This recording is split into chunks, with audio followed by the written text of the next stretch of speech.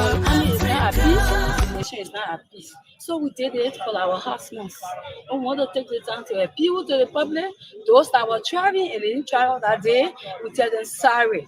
It was not right, but we were listening to, we wanted to hear from the people, we wanted people to seek our interest, we wanted people to give us hearing ear, and they didn't give us it. That's why we decided to do that for the nation to for the world to pay attention to us and for our president to listen to us. But we want to take the time to tell our president he did extremely well by listening to us and by listening to us well. So we take this time to thank you people. Was it intentional? Oh, it was not intentional. We didn't do it intentional because from the beginning, we carry our petition all around. We wanted the Senate to listen to us. We came first to the president and we brought it to the host of Senate to listen to us. But they didn't listen to us. They didn't carry it that far by doing what they did. And it was not right for us. It was not right for our husbands. So we decided to do what we did for the attention to raise up for them to solve our problem. But we tell the president, thank you. His Excellency Ambassador Joseph Nima Boakai for listening to his soldiers. And as spokesperson, yesterday your action created a situation that embarrassed the entire country. Many persons said your husband sent you on that mission because the law says they cannot protest while they are enlisted. Is that true? Yes, that is true. We cannot rule it out though. And we did what we did because we never wanted to cause maintenance. That was really going to disturb the peace. And so we did. It was not intentional, but we were helpless women that needed justice. We want to say sorry for those pregnant women, those sick people that needed treatment at that time, and there was roadblock. We are human. We fed it. We was going through that pain, but we just have to be strong to do what we did. We want to apologize for those that lost their flight. We say we are sorry. As the Army Wife Association of Liberia, we come as a team with all of the heads from various barracks. We got Lofa, we got Grand Jida barracks, we got EBK barracks, we got Coast Guard barracks, we got Camp Stutzman, we got Camp Ware, and all of the Grand Jida and all of the men notice, and you just name it. Your action, let me end. The loss of lives. Let me end. We all here represented to say we are very, very sorry for what we did. With our hands in the air to tell you people how guilty we are. We say sorry, and we want to say thanks to our president. He's a man of wisdom. I want to say thank you, Mr. President, that you use your wisdom to protect the peace and stability of Mama Liberia by listening to the voices of the soldiers and their wives. And people will say it is political. No, our entity is not political entity. I feel sad when I hear our own Liberian people telling us that we wanted to achieve a self-interest or we wanted to achieve our goal. That is sad. We are all from various political parties. We are not here to fight this government because this government is our government. And the last time I checked, the soldiers and wives remain neutral in politics. I want it to be clear to the Liberian people today. We want to say thank you to you, Mr. President. We really not hit the retired General Johnson, but his action was forbidden and there was no way the soldiers could work with him. So they sent us out there to do what we did. And what we did not even happen in EBK military barracks. Are you people all aware? It was national protest. So because of that, we know we are guilty to the entire Liberian people. That is why we are here. And one thing I want to tell the president today, Mr. President, I want you to address the area of corruption because Johnson have retired, but there's still check mark. There are things that need to be cleaned. We have to clean the mess, Mr. President. I want you to please use your humble office and use all of your people to see how best you can carry on a clear auditing. Basically, people regret your action. Yes, we regret the action. We regret our action. And one thing too, I want to also say something. You cannot ride a waiting horse to death. We just never went on the road immediately to start protest. We are all educated people here. We know our rights and we know the right procedure to follow before we run in the street for protest. We wrote our petition as our head said, Mr. Josephine Cole said. We wrote a petition. We carried it to the House. We carried it to the Senate. We took it to the President's office at home. We did all those things that needed to be done. But when we turned our back, God, the man was nominated. Somebody took our petition, did not deliver it to the president because that president has sat with on Sunday. He's a man of wisdom. I believe when he was going to see that petition, he was never going to carry on that nomination. So I don't want to hold the president responsible for our action, but I want to say thank you to you, Mr. President, because we sat with you Sunday and then we saw changes. We want to say thank you. Okay, And so in this public manner, I Yeah. want to say something. Yeah. Liberian, we know that we cannot really talk for our rights, and someone we want to wish on for. I'm Mr. Steridon Red Walker in the public manner, in line with my colleagues. We are going to put our life on the line, make it known to the public that should in case anything goes wrong with our life or our children, our husbands, our family, if there shall be wish hunt tomorrow, please look after General Johnson. Okay, quickly, the president on last evening after the resignation of the defense minister Prince Johnson, he appointed the deputy Geraldine George to serve as acting. How do you greet this later nomination? That was so joyful for us.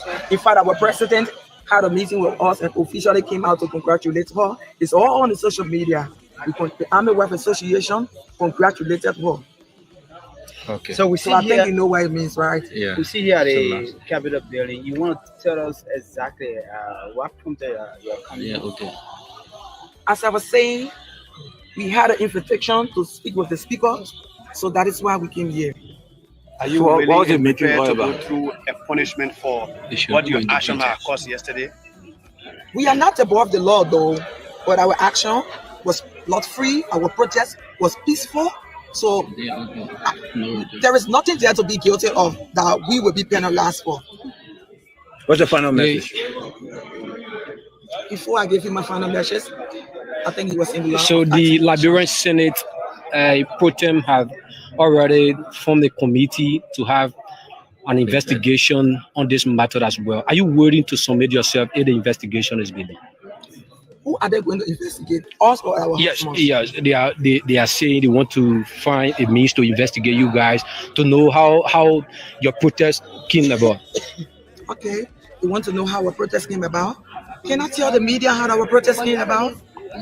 Can I go back to it? Because So the question is, are you prepared to Yeah, sit to sit and with go through the investigation? committee's member that will be appointed to have the investigation. Are you willing to sit with them? we sat with them before and we can sit with them again.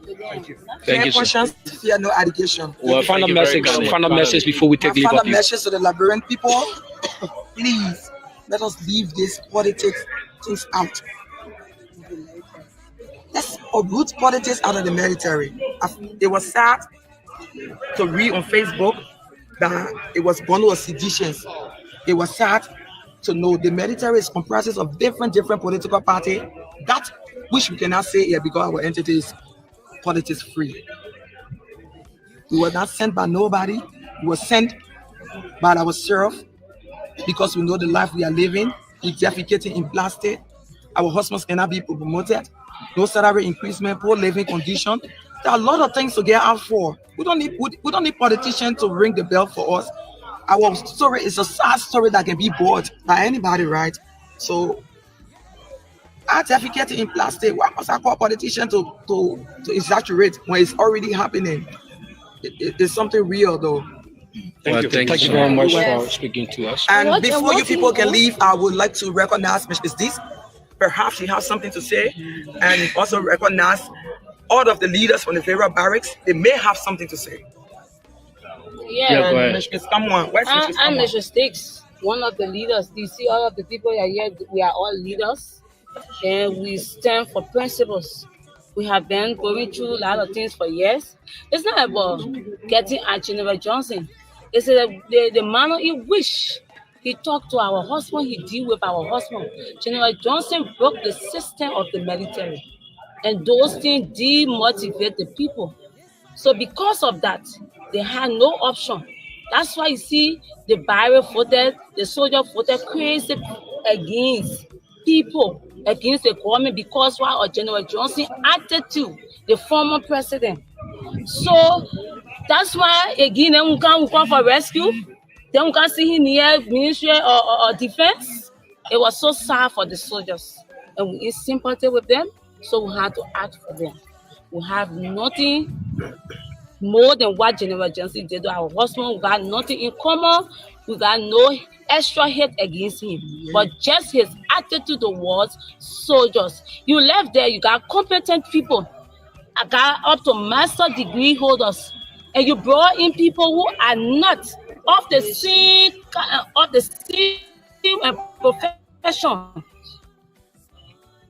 and gave them officer rank or husbands. You gave them 2 weeks training, and they went up to get them major rank. And where our husband more qualified than them and say lieutenant, master sergeant, sergeant, is so sad. These are things that there's the only way we have to address the nation for them to know what is happening in the barracks. Most senators who they say, we know we can't even enter your barrack, we know how your barrack runs. The military has its own system. Yeah, it is true, but right now there is no merit system. When we say the system has been broken, General Johnson broke the system. So that's my final word. Thank you so much. I would like Your Highness. for clarity, I would like you to hear from the Vera Barracks leader after Mr. Samuel. Your Highness. Yeah, go ahead. I want to say hi to the public, and we are actually sorry as army wives, the military wives are sorry for their action. We did this because of our husbands. We did it to secure the peace of this nation. Because if our husbands come out, it will become a maintenance. But because we come out, it become a protest. So we are appealing to the nation. We are sorry, forgive us. We are educated, we passed through the referral channel, but it was not addressed. So we are sorry for that. And we want to also thank our president, His Excellency, President Joseph Yuma Boaka, for actually addressing our problem. The problem our soldiers are faced with, there are many. If we start to explain these problems, we don't leave from here. Some of our soldiers joined the army with the retired General Johnson. First class, second class, third class, they all came the same year in the army. And with the meager salary they were making, they started with $81 USD. Some of them deprived us of our rights of good living, good life, good food to go to school. And they went to school, they educated themselves. After they got their degree, General Johnson said he will not give them their rank that due them and their salary that due them as a degree holder. After the president, the former president, Eddie Johnson said, he said that degree holders should make $450 above. But General Johnson refused that proposal, and he did his own thing. He said he was not promoting, he will not even give you your merit that you deserve. Due to that, our soldiers got demotivated. But still, some of them were still educating themselves. They were still sending themselves to school. We know that the government don't have money because General Johnson told us that the government don't have money to pay these soldiers that send themselves to school with the meager salary they were making. But all of a sudden, General Johnson went and trained our children, young people, their children, young people, their relatives' children, and make them bosses over our husband that been in the army for 16 years. 16, 17, and 18 years, they are saluting those children. It is so sad. They are frustrated. Some of them are dying from pressure. Some of them are sick from pressure. And 90% of the soldiers right now, as we speak, their ATM card is with in people's hands because they can take their own salary while they calculate money. Some of them get 4 children, 3 children, making $250. How will you be able to pay children's school fees for out of $250 and feed your home as a man in the home? So these soldiers are going through so many problems. Some of them are indebted, some of them are frustrated, most of them are drinking. So these are things that we come out to say. We don't want General Johnson because he don't advocate for our soldiers, our husbands. He don't advocate for them. He don't seek their welfare. He dressed them any kind of way he wants to address them. But we said, thank God for our president for his rescue, for rescuing the army wives. Thank you. He has rescued the soldiers, so we want to appreciate him for that. Thank you very much. So lastly, I'm from the Liberian Coast Guard, where I send as a representative. pertaining to everything and into the Liberians, we want to say, and our guests from abroad or whatsoever country you people are, we want to send our apologies to every one of you people. We say sorry. You people should consider us. We have never done this, but this was too much. We got out of hand due to so many reasons. And some of these reasons, if we try to state them bit by bit, we won't move from here today. But we just want to say sorry to you people, all derived from our outgoing minister, Mr. Johnson. C. Johnson, he's the cause of everything. But as of now, we're ready to work along with you people. We will do what they want us to do. But we're so grateful that our people were not able to come outside here today. And we extend our appreciation to our president, President Joseph. You, my brother, we want to say thank you for accepting us Sunday and coming to our rescue. For everything that happens, we want to say sorry to you people. Sorry, down to the press that's sitting here, we want to say sorry because we are all Liberians. We say sorry to you people. We're ready to work along with you people. And we pray that this will not happen again.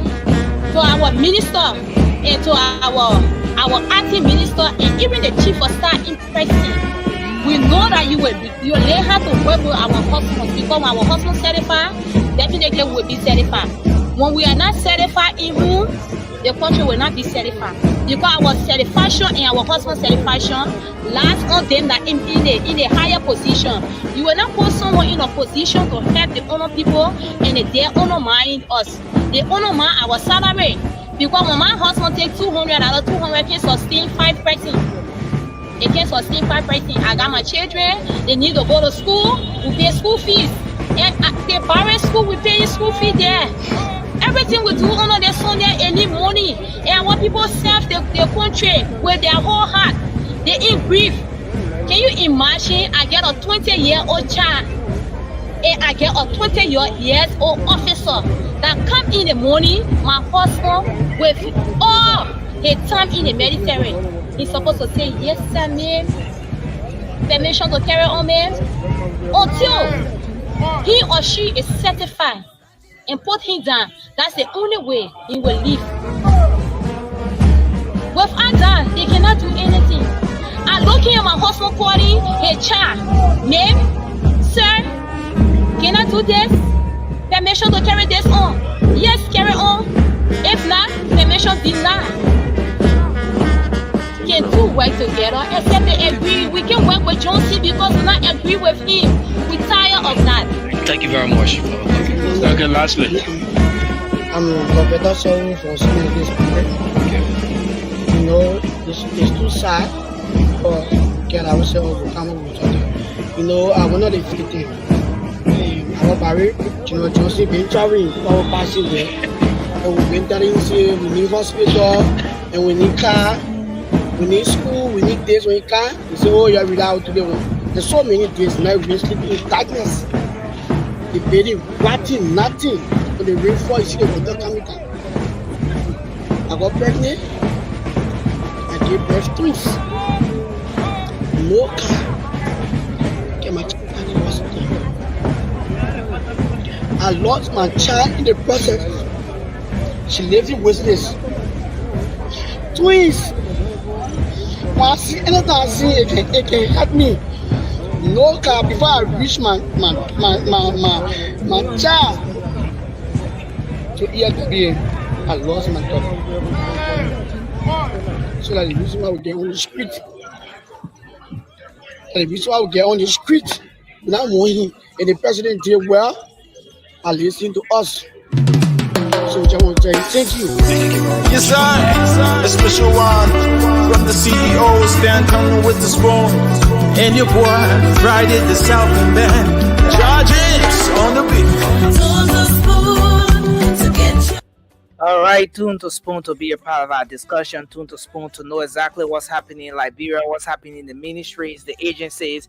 What are the policymakers saying? Of course, this is where we get to talk about all of those trending national issues every single day. We come to the discourse with diverse views, but with Liberia high on the hearts of every single person here, because we want to see a better Liberia than what we have now. So we have a platform like this. Of course, this is where we have to make the case. I'd like to say welcome to all of you across the world. Thanks for joining us again. Another edition of the Late Night Show. The Late Night Politics is live on the Spoon Network. My name is Nelson Colette. We're here live on Spoon 107.5, Fabric 101.1, Super 95.5, and other frequencies across the country. Thanks to Gibi FM in Kakatama, Gibi County, Trust FM in Bomi County, Premier FM in Bon County, Trend Radio in Grand Crew, and all the other partner radio stations that are always relaying this program. We appreciate you for that. So we want to move straight into the discussion tonight. Lots of issues to talk about. It's going to be a fascinating show. Please share the program as you come on tonight, and let's have the show together. You know, it's not just about us here on set. It's about you out there on the other side of the stream, watching your television, listening to your radio. It's about you in the comment section, commenting, expressing yourself, saying how you feel about what we do or what we are talking about, the different analysis we're making about those issues. It's about every single person that's a part of this joining together, collectively, making sure that we have this working together. And I want to say welcome to the show again. D. Monrovia, thanks for joining us tonight. Yama Thompson, Yama Thompson is a regular and ardent follower of the Late Night Show. We want to recognize you in a very special way. Thanks for being here tonight. Koli Yankoi, thanks for joining the show. Marie Johnson, we appreciate you. Alex Dixon, thanks for joining the show tonight. God is so good at 55. Thanks for joining us. Mohammed Carlos Dole, thanks for joining us tonight. We appreciate all of you. Albert Flamma, thanks for joining us. Jay Alaska, S. Peters, thanks for being a part of the show tonight. We appreciate all of you. Amos Brown, Daniel Zawu. Yes, thanks to all of you. Aloysius Davids. Yes, we want to recognize everyone coming on tonight. Please share the program as you come on. It's going to be a great show. Fascinating discussion coming up tonight. Mohammed Sanan, VCT Wise. Yes, thanks for joining us tonight. Antonio George, we appreciate you. Tita, thanks for joining us tonight. Beatrice Mole, Taris Tar, thanks for joining the show tonight. We appreciate all of you. Let's have a great show. Let me bring the crew on. It's going to be a fascinating conversation. Listen, we're not here too long tonight, but trust me, this show is going to be one of the best. We've been running more like a series on everything that has been happening with respect to the army, the protest, the wives of the AFL personnel. We've been bringing this series to you every single step along the way from last week since the protest started. Yes, this is something that's going to continue tonight. More details coming up. Listen, we need the AFL personnel. I'm going to have an exclusive line here for AFL personnel or ex-AFL personnel. We're going to have an exclusive line for you here tonight as we move on with this edition of the show. It's going to be very interesting. Let me bring our co-moderator, Moba Zoka, on. The man said today is Valentine's Day, and so because of that, he didn't want to come on. He wanted to go and celebrate his Valentine, and I'm like, Moba, how did you get here? But anyway, it's going to be here tonight, Moba. Welcome. Thank you, Nelson. I always putting me into the situation I can handle. I'm not going to set up. You had this discussion with me, unless if you want to go back on your words. The very thing. Magnus, thanks for joining us tonight. It's good to have you on. Don't put me Thank you. So that you announce what we're doing Valentine's Day. No, Moba, don't be afraid. Don't be afraid, Moba. Your wife is not listening. She's not following the show at all. Look at trouble. No, your wife is not following. Unless Francis' wife is always following, but your wife is not following. I know. And I'm looking in the comment section. I'm not seeing her comment, so it means that she's not following. Okay. All right. Okay. Magnus, thanks for joining us. Mr. Prince Bay, thanks for being here tonight, sir. Thank you, Nelson. Thank you. What's up? How are you? Yeah, I am. Fellow Planners, how you guys doing? Yeah. Doing good. The break. Yes, sir. I'm trying to try. My man. Everything I do. My man, good day can say call money me, eh? Call money up. No, you can Good day, take good day, money. celebrating Vanita to him, Paul. The man, the man lost, but every day the man on Facebook making flower. Oh, good day. The man a drama man. The man can be all in the frost. And then staring a drama everywhere. Yeah. But yeah, it's a great thing, man, and I'm glad that we're here tonight. The days And- they come by, it'll not be easy for all of y'all. In that studio. And yes, everyone coming on, kindly share the program tonight. Let's have this conversation. Let's get it going. Yes, someone is asking, how can I join the show? My God gave me. My God gave me. How can I join the show? How can one join? Okay, so yeah, we'll be recruiting. We'll be recruiting new panelists. We'll be recruiting new panelists, more members on the panel. You know, it's not like before, right? Where we just used to drop our link in the comment section. Everybody, you know, and that was the best time. You know, they say when Sony just starting, it's time to grab it and run with it. Every time we used to drop. When free food finish. When free food finish. Now Listen, Marie, thanks for joining us, man. So Listen, you gotta be very every careful. time, yeah, as soon as we start the show, I will be dropping the link. Marie in the comment lost. section. Marina lost. Marie being a good child. Who are today is you know? You want to set up some conversation tonight, but Yeah, be reading comment on me. It's okay. We know more, but you started the anniversary celebration early, so you barely in the group. I want to talk to you, but anyway, Marie, thank you for talking. I want to say you, but yeah, man, it's a good thing today, and I want to welcome you, Marie. Thanks for being here tonight, and Magnus, it's a great thing that you're on. We Magnus becoming regular nowadays. I don't know what's going on. Magnus, what happened? You also gonna break in? No, I don't break. We're coming. I don't break. I regular, I hear. I think that my son is not seeing him on the show. No, next year, we explanation I'm making. I hear. That one matter. No, but the thing I want to say now, you say. No, anyway. no, it's okay. Don't say it. No, but the very thing you told me that I won't say, but you say now you say. Don't be like brother. Don't be like brother. No, my man, me and my man in election. When is an unconfirmed report? No, not unconfirmed report. Josh, you read it? Josh, unconfirmed report. Josh, unconfirmed report, Benny. Josh Wheeler. Yeah, man, but it's a great thing. A great way to start the show. Let's do the quick what's on your mind. Just 1 minute quickly. I know we're gonna start the conversation with the AFL wives. They apologized today. Most of you are aware. They apologized. They said sorry to the Liberian people after blocking the roads for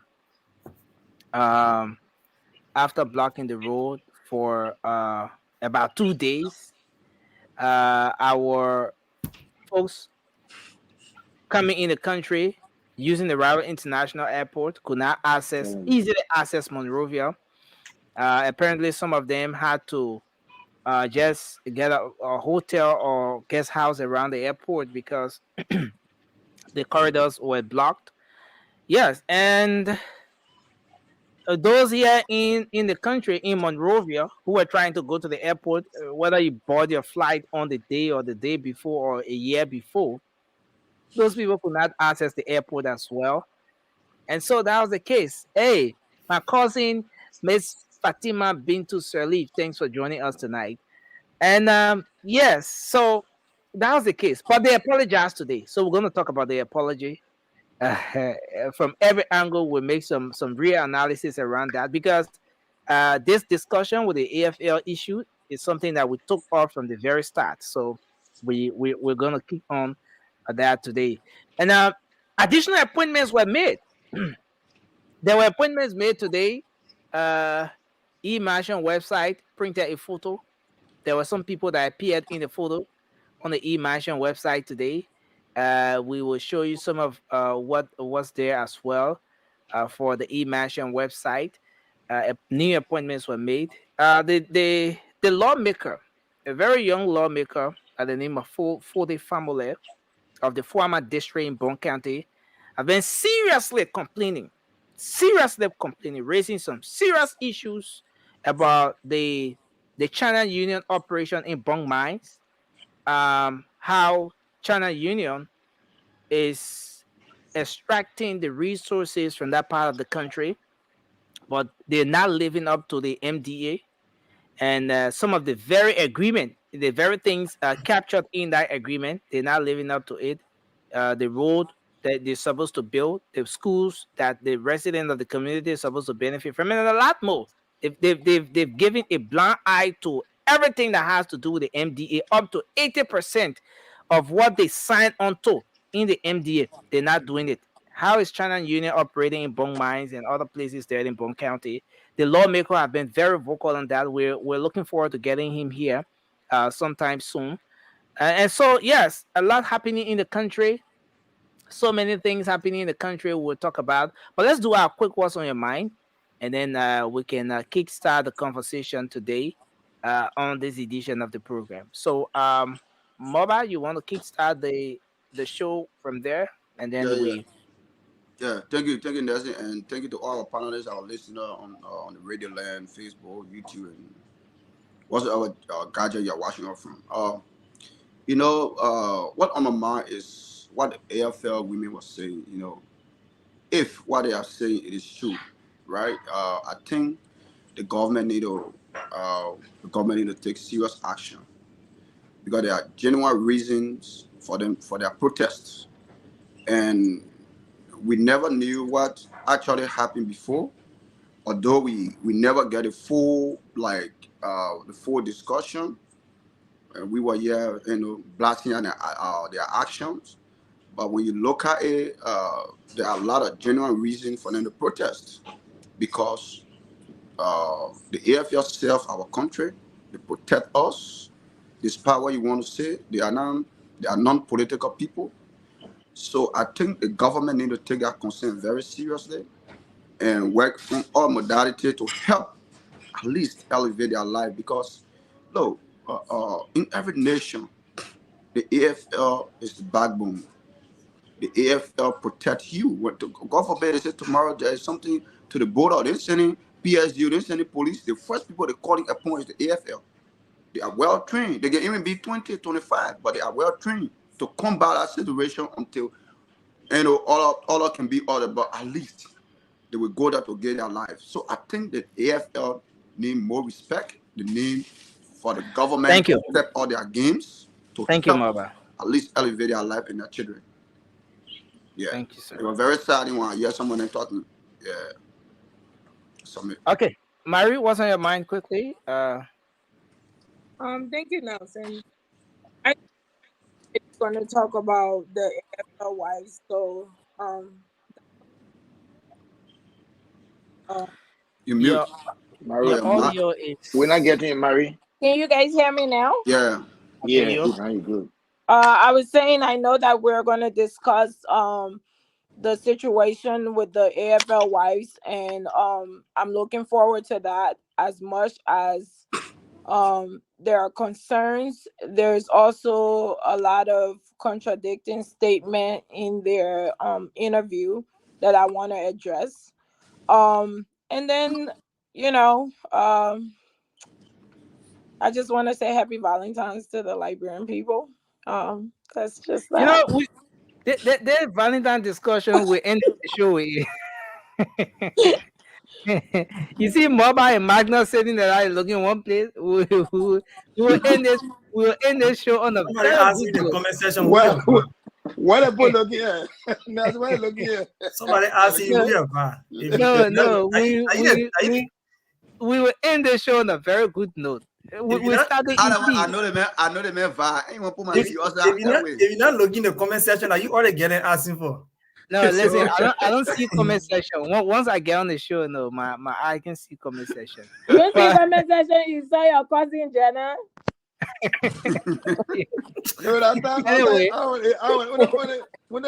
yeah, I just my eye just rolled over it, and that was that. But Magnus, let's hear you, man. What's on your mind, quickly? Yeah, I mean, what is on my mind? I mean, of course, the AFL whether we're going to discuss that what has happened has happened.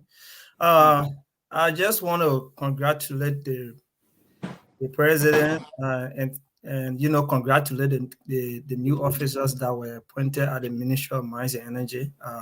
The former chairman of United Party, Chairman Wilmot Pay. I mean, I think that appointment is very strategic. Hopefully, we know who he is, and we hope that he will do well by the Liberian people. And another thing, I mean, Nelson, I don't know if you have discussed this, but we don't want this to be swept under the carpet. A few days ago, HPS and the Republic of Liberia signed a letter of intent for the development of a corridor, a railway corridor, up to $5 billion investment. That corridor will be called the Liberty Railway Corridor, and will have high-speed internet, fiber optic, all weather roads, and a lot of good things happen. I mean, so the next stage will be looking at the free web agreement and all of those stuff. We were here, and we know how HPS and the CDC-led government ended, and we know how some people got on sanction for eating somebody's money and promising, XYZ. So I think there's a major coup on for the government, for the United Party-led government, and just want to say bravo to the government and to the president for, delivering such a huge investment just waiting to his presidency. Thank you. Thanks a lot. Prince, finally, then we move on to get the show started. What's on your mind? All right. So what's on my mind today is that the president and the vice president out of the country, security-wise, I got a little bit touched because with 2 days demonstration in that country that could lead to something disaster if Honorable Bouaka and his team know how the far-sighted man of putting things into perspective, vice president going to meet them, talking to them, for you to just leave the country both for you like that is concerning. And the president leaving without even, his citizens, his people, even knowing anything about it, only out of a sudden bomb, let them before people got to know, the president of the country. You the people's president. When you leave and tell the world, tell the people, hey, I'm going to strike the deal. I'm going for the betterment of Liberia. I'm going to see what we can get or we can achieve from our partners from around, just around us. So for me, it was concerning. Yeah, the president of the country. So can you do you see what's on the screen? Can you see that? Yeah, I've seen that. President Bouaka depart. President Bouaka in Ghana on working visit. I agree. I read that. The e-mission on February 13. That's today. Or here in Liberia, we say yesterday. Okay. So this is it right here. It's on the e-mission website. I'm seeing that. Nelson, what I'm saying. The president of the Republic of Liberia, His Excellency Joseph Numa Bouaka Sr. left the country today, Tuesday. So he left today, Tuesday, February 13, 2024, for a 2-day working visit to the Republic of Ghana. While in Ghana, the president will meet and hold consultation with his brother and friend, Ghanaian leader, His Excellency Nana Akufo-Addo, on matters of mutual interest to both countries and issues obtaining in the sub-region. In his letter to the legislature regarding his departure from the country, the president informed the ministry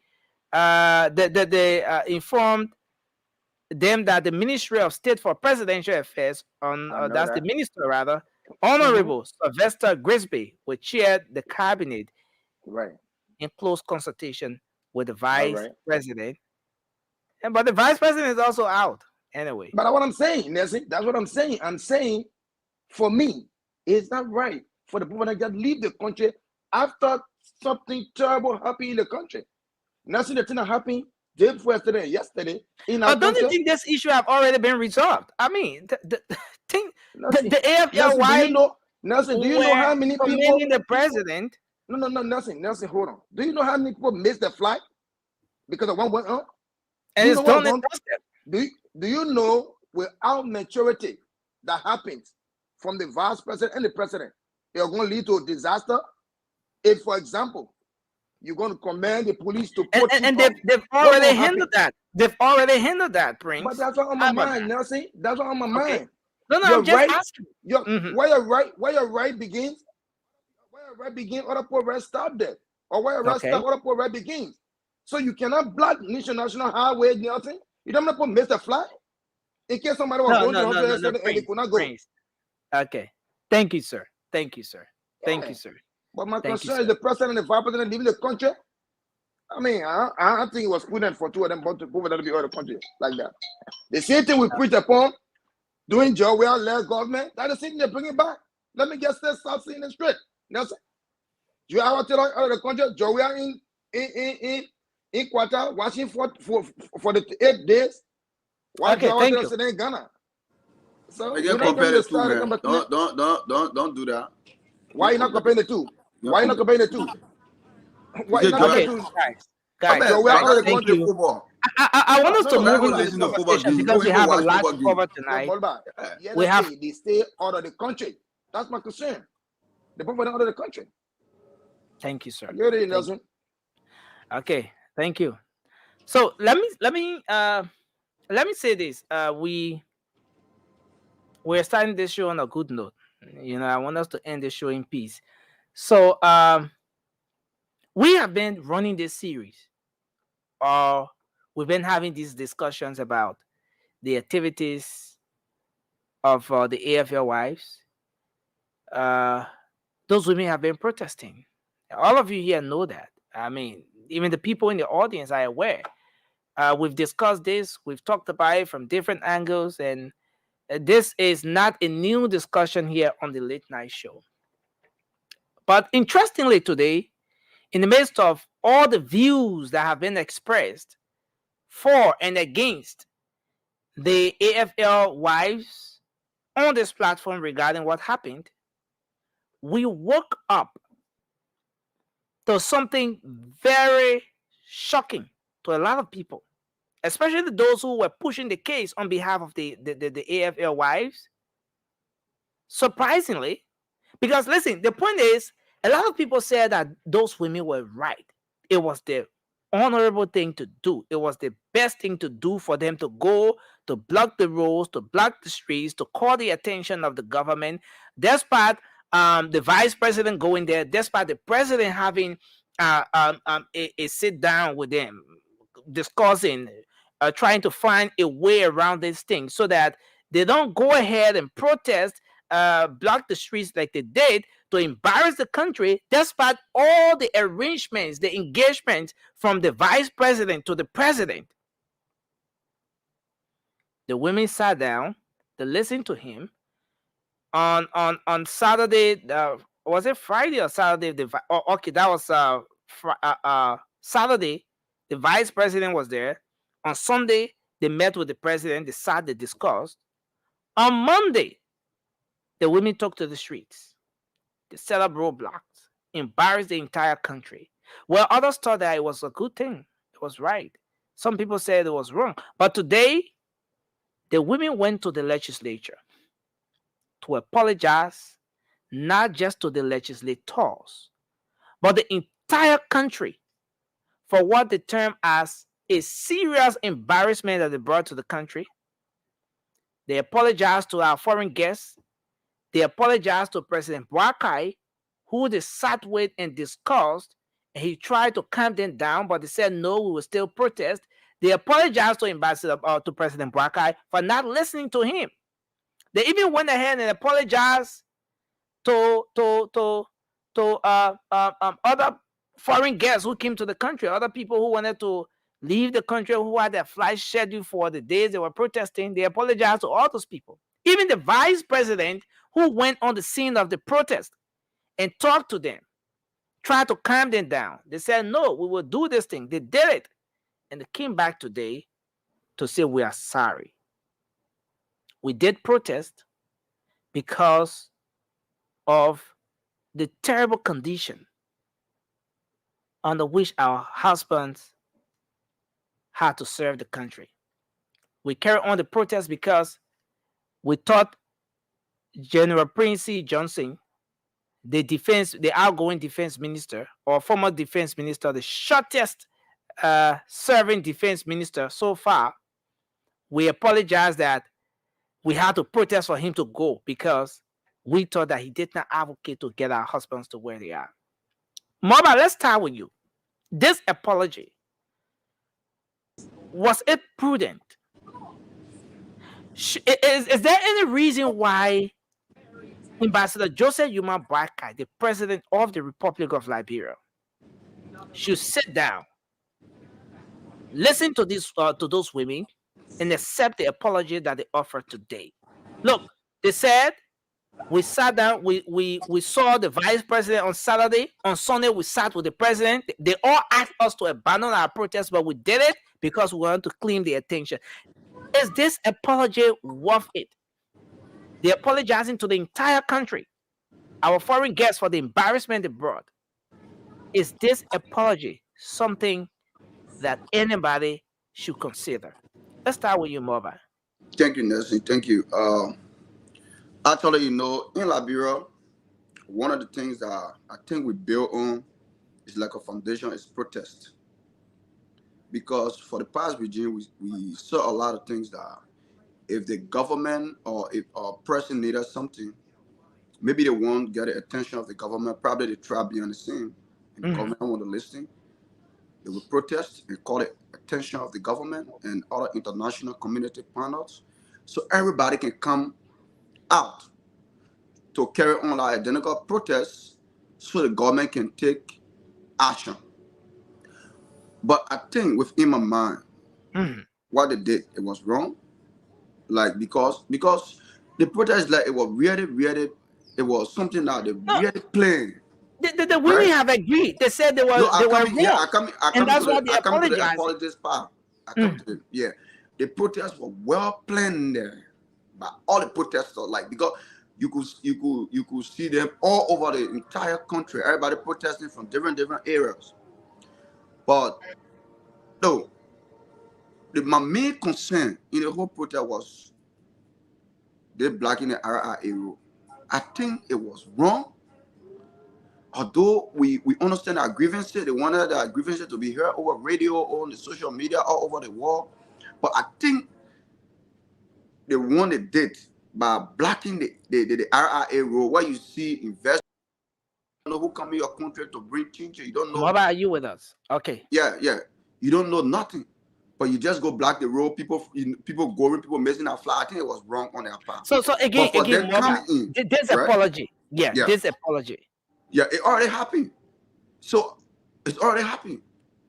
But for them coming back and telling the Liberian people, you know, they take action. I mean, they take full responsibility of their action, and they apologize to the Liberian people and the government. Who are we? Who are we to not accept their apologies? We accept their apologies. We accept it, but end of the day, their consent should be met. Because, look, we can come here, we say, you know, Prince Johnson, he's a nice man. What, you know, like, for me, I interact with him, but for, you know, the way he carry himself, I think, you know, he well respected. So if they say things that are on his name, you know, I just a little bit shocked, but you know, they did that, they carry on the investigation. And apart from the investigation, at least let the government come in, at least with some help to help this AFL widows, some of them, the West and their children. At least let the government do something. Because according to what I heard from the woman, she said it has been happening for the past years. Some of them, like their children going to school, the school building is all the one. So, Nelson, there are a lot of things that push you to protest. Let's be frank. Like, you know, let me give you let me give No, and this is where we are. This is where we are. What would determine as to whether this apology should be accepted or not is what prompted their actions, the reasons provided by those people, what led to their action. Are they violent enough? Does the issues are those issues, important to that point where it was just okay for them to have gone out there to carry on the protest, setting up roadblocks and all of what they did, and so this is where we are. So in order to determine as to whether or not the decision, or let's say the apology that the AFL wives are bringing forth now, is something that the public, the president, and all other persons out there should accept, these are the other aspects that we should be looking at as well. Yeah, Nestle, look, the action, look, let me condemn the action first. Let me condemn the action. But they are human. They are And human. you think the apology should be accepted? It should be accepted, yes, 100%. But because no, Nestle, that reason was genuine. They put another girl on the street. Look, we come here, we say, like, for me, a few days ago, our Bible Prince Johnson, like, I'm not saying in guilty or not guilty. I'm not saying that. But what I'm saying is, according to what the AFL women were explaining, look, everyone, we live in a modern world. Like, they're in America here, the army get their own houses. And guess what? Those houses, the people live, the people that they live a very decent life. I think their salary is not much, but our benefit is more than their salary. They go free, they go to free school, everything they want to get it. So if we want to take American style, right, our army should be respected. We should give them that type of left, that type of benefit, that type of good life, so they can be able to serve with all their heart. Let me conclude by saying that. Let me tell you, Nelson. If somebody is drowning in the water, anybody they hold, they're going down with them. Okay. Anybody, when somebody is drowning, anybody they hold, they're going down with them. The harder people fare. Or the hard today, someone is the woman. Thank you. Let me conclude by saying this, please. 1 second. I hear people beating on JMB, right? Saying that JMB now take action because listen to the woman. She said the letter, I think it was given to JMB, but later on, she said, when I sat with JMB, when he talked with wisdom. And what he said, I think the country going to another direction that we all will benefit. And just before before I move to Marie, did you sense in any way that apology was genuine enough? Now, because a lot of other things captured in that very short interview with the AFL wives. Number one, those people say that they sat with the president on Sunday. Yeah, it was after the protest. No, it wasn't after the protest. Not after the protest. The protest started on Saturday. The vice president went there. Yep. On Saturday itself. On Sunday, and then on Monday was the day that we should have had the official program marking the Armed Forces Day. Mm-hmm. So if those people sat with the president on Sunday and had a very fruitful discussion, and they saw this man as a man of wisdom, they saw this man as a very good man, a man who had love for the country. He got love in your heart, but they still did not agree to allow him. Yeah, but I agree with you on that part because it was a little bit because if that what happened because she said she sat with the president and what the president told her and her team, it was encouraging. And why didn't the team abort the entire protest? Since in fact they sat with the president on Sunday and they had the discussion, they saw a man of wisdom on Sunday. Is it that they abandoned wisdom only to come back to say sorry? But that's the reason why people don't understand. They will come here and beat you about, oh, the man up. According to what she said, right? But I think she just wanted to, like they just want to come out and protest to call the attention because it's something that they were already, it was already planned. But Thank you. Thank you. My man, who are we to not accept our apologies? We accept Thank you. And we move on. Thank you. Marie, let's hear from you, and then we're going to move to Magnus. This is where we are. that apology, was it a genuine one? And is it something that Liberians, the president, now Senator Yomli Kanga Lawrence, the Senate Pro Tem, has written a communication. Now they're talking about investigation. They're about to investigate every single step along the way, what happened, what led to the protest, as to whether there were people behind it and all of that. We're going to get to that aspect. But this apology, Marie, is this something that Liberians should give into? Should Liberians accept the apology, considering everything that's happened in just 2 or 3 days of the AFL Wives protest? No, I don't think so, Nelson. I don't think the apology was genuine. And then also, I don't think it was necessary. If the AFL wives believe and they're passionate about what they was protesting about, why apologize for something that you believe in, that you was doing? Why would you apologize? So are you sorry for the outcome of the protest? Because now he resigned. So are you sorry? Because some of them were asked and they said, oh, we regret it. So do you regret his resignation? Is I don't think they should have apologized in the first place if they was passionate about what they were doing. This is their life. They live in it. They believe that. And you're making a point. Marie, when do people apologize? When do we apologize? Is it when we're wrong or when we're right? When you're wrong. Not when you feel like you was doing the right thing. Why apologize when you feel like you was doing the right thing? And this is where I'm coming from. All right? Because the women said, and they still re-emphasize the point that they had to protest because XYZ were not happening for them. But then they come back to say that they are sorry for the embarrassment. They disgrace the country. They embarrass the country. They are sorry for that. I mean, now that they are sorry, and maybe they accept, in fact, they said that they were wrong for what they did, should we now go back and beg Major General Prince Johnson to say, oh, sorry, send the people say sorry, yourself to sorry, come back to the defense minister position? Yeah, because they regret it. You know, that's why I said from the beginning of the show, why there were valid points and reasons for what they did.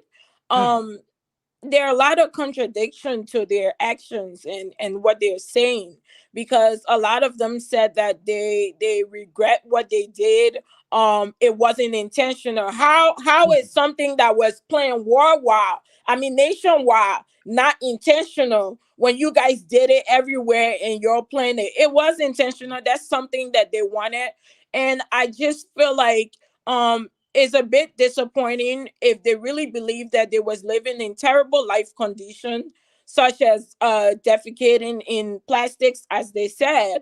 Why didn't they do this 3 years ago when they said they have been living in such a condition for the past 3 years? Why didn't they protest during the Weah-led government? You know, why didn't they express the concerns of their husbands being not promoted and not being paid the pay that was supposed to be given to them? There are a lot of things that you have to look at there. And I want to remind the lady that said, oh, Army people don't involve in politics and we're non-political. Ma'am, you guys do involve in politics. It's just that you don't she said we're not supposed to be in politics. You guys voted. I mean, you make decisions when it comes to elections. The only thing is you don't involve yourself in political activities, which is questionable because a lot of you guys might have been in the campaign parades all around and nobody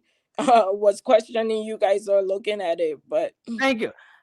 Look, we're going to come back to you, Marie. And I don't want to take those two CDC guys together. You know, they just came together on the show. Yeah, you should have put me over them or no, we can't get those two CDC guys together on the show. It's going to be a serious problem. So, Magnus, we should have come to you.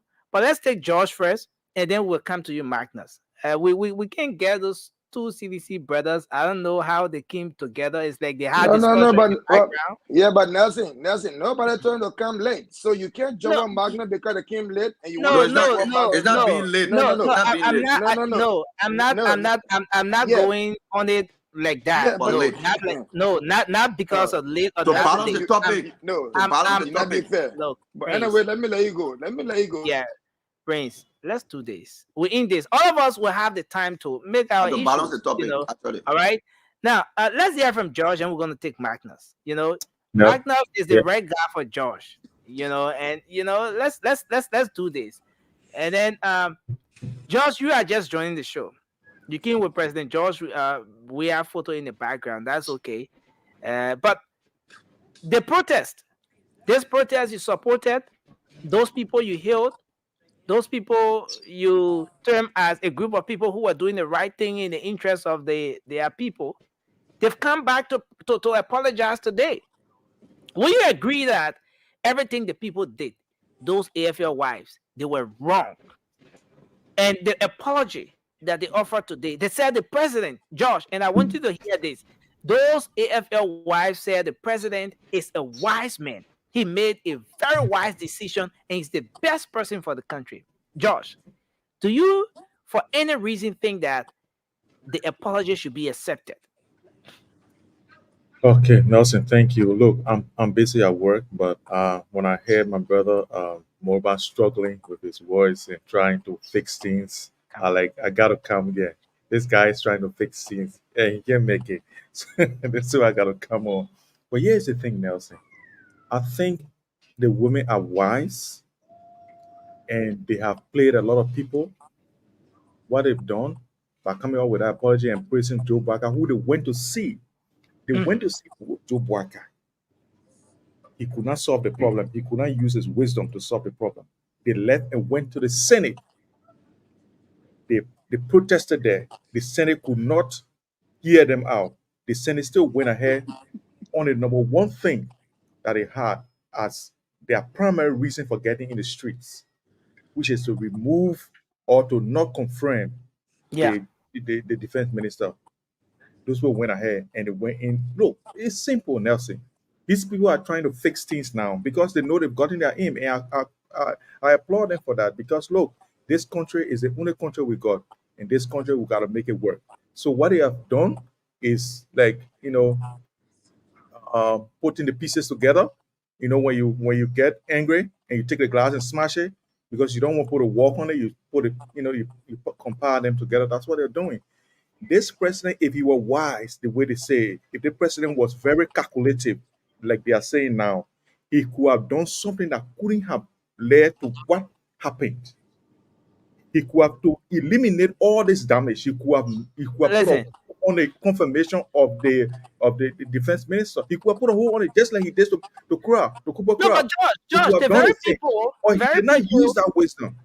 The very people you supported on this platform, they've come back to say they were wrong.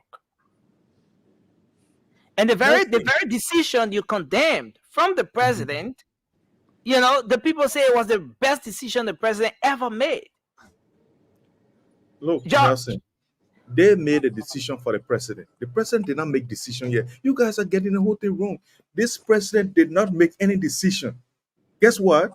The defense minister made a decision to step down, which of the decision of the guy himself. The president did not dismiss him. Tell me what a decision the president took in this thing. No decision whatsoever. He left everything for people. That's what Joe Barker always done. Costa was making decision for him. When Costa left, now he got people around him making a decision. That's exactly. Guess what? This is exactly what the president is good at, to make people to make decisions for him, and he sits there and watch on. He made it. The guy who he just appointed as the Lion Mines minister now, which is my man. How they call this guy? Wilmot Pay made a decision for him because of the hatred towards Ellen Johnson Sirleaf. He sat so apparently, and Wilmot Pay made a decision to dismiss a woman, to excommunicate a woman from her own party she created. Getting me? This president does not make decisions. So if people are saying the president made a decision is the best decision, they are just making mockery. And he should know that, and until he know that, that's why he left the country and he went to Ghana to sit down and rest.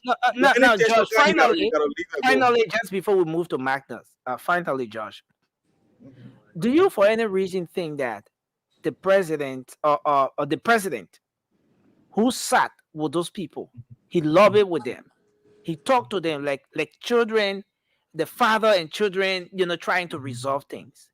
Do you for any reason think that the president should accept? Is there any reason why the president should accept this apology coming from the AFL wives after all efforts he made to calm the situation, to avoid the very embarrassment that those people spoke of?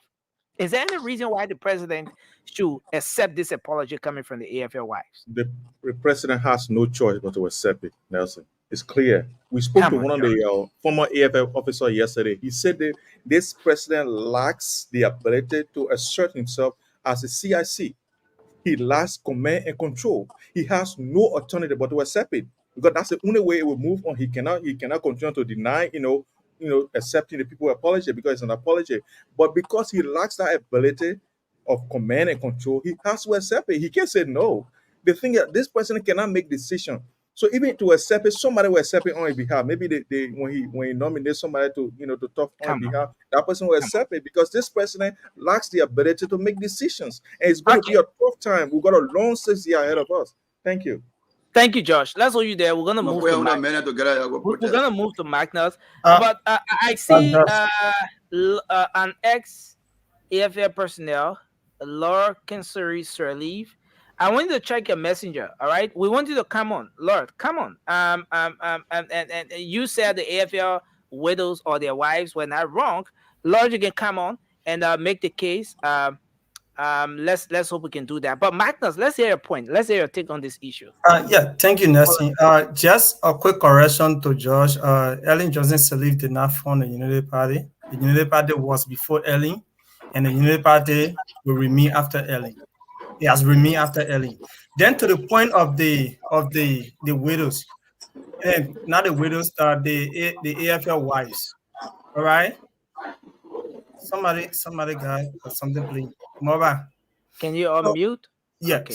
So my point here is, I think, like, my first statement on this issue was this situation was political, and the lady who spoke today, she admitted it.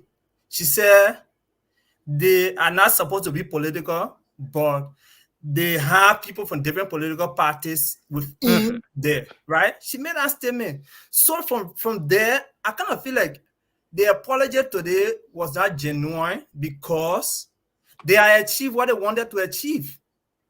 They are achieved. The main reason why the people got on the street was that because they were defecating plastic bags, but they wanted Prince C. Johnson to be out.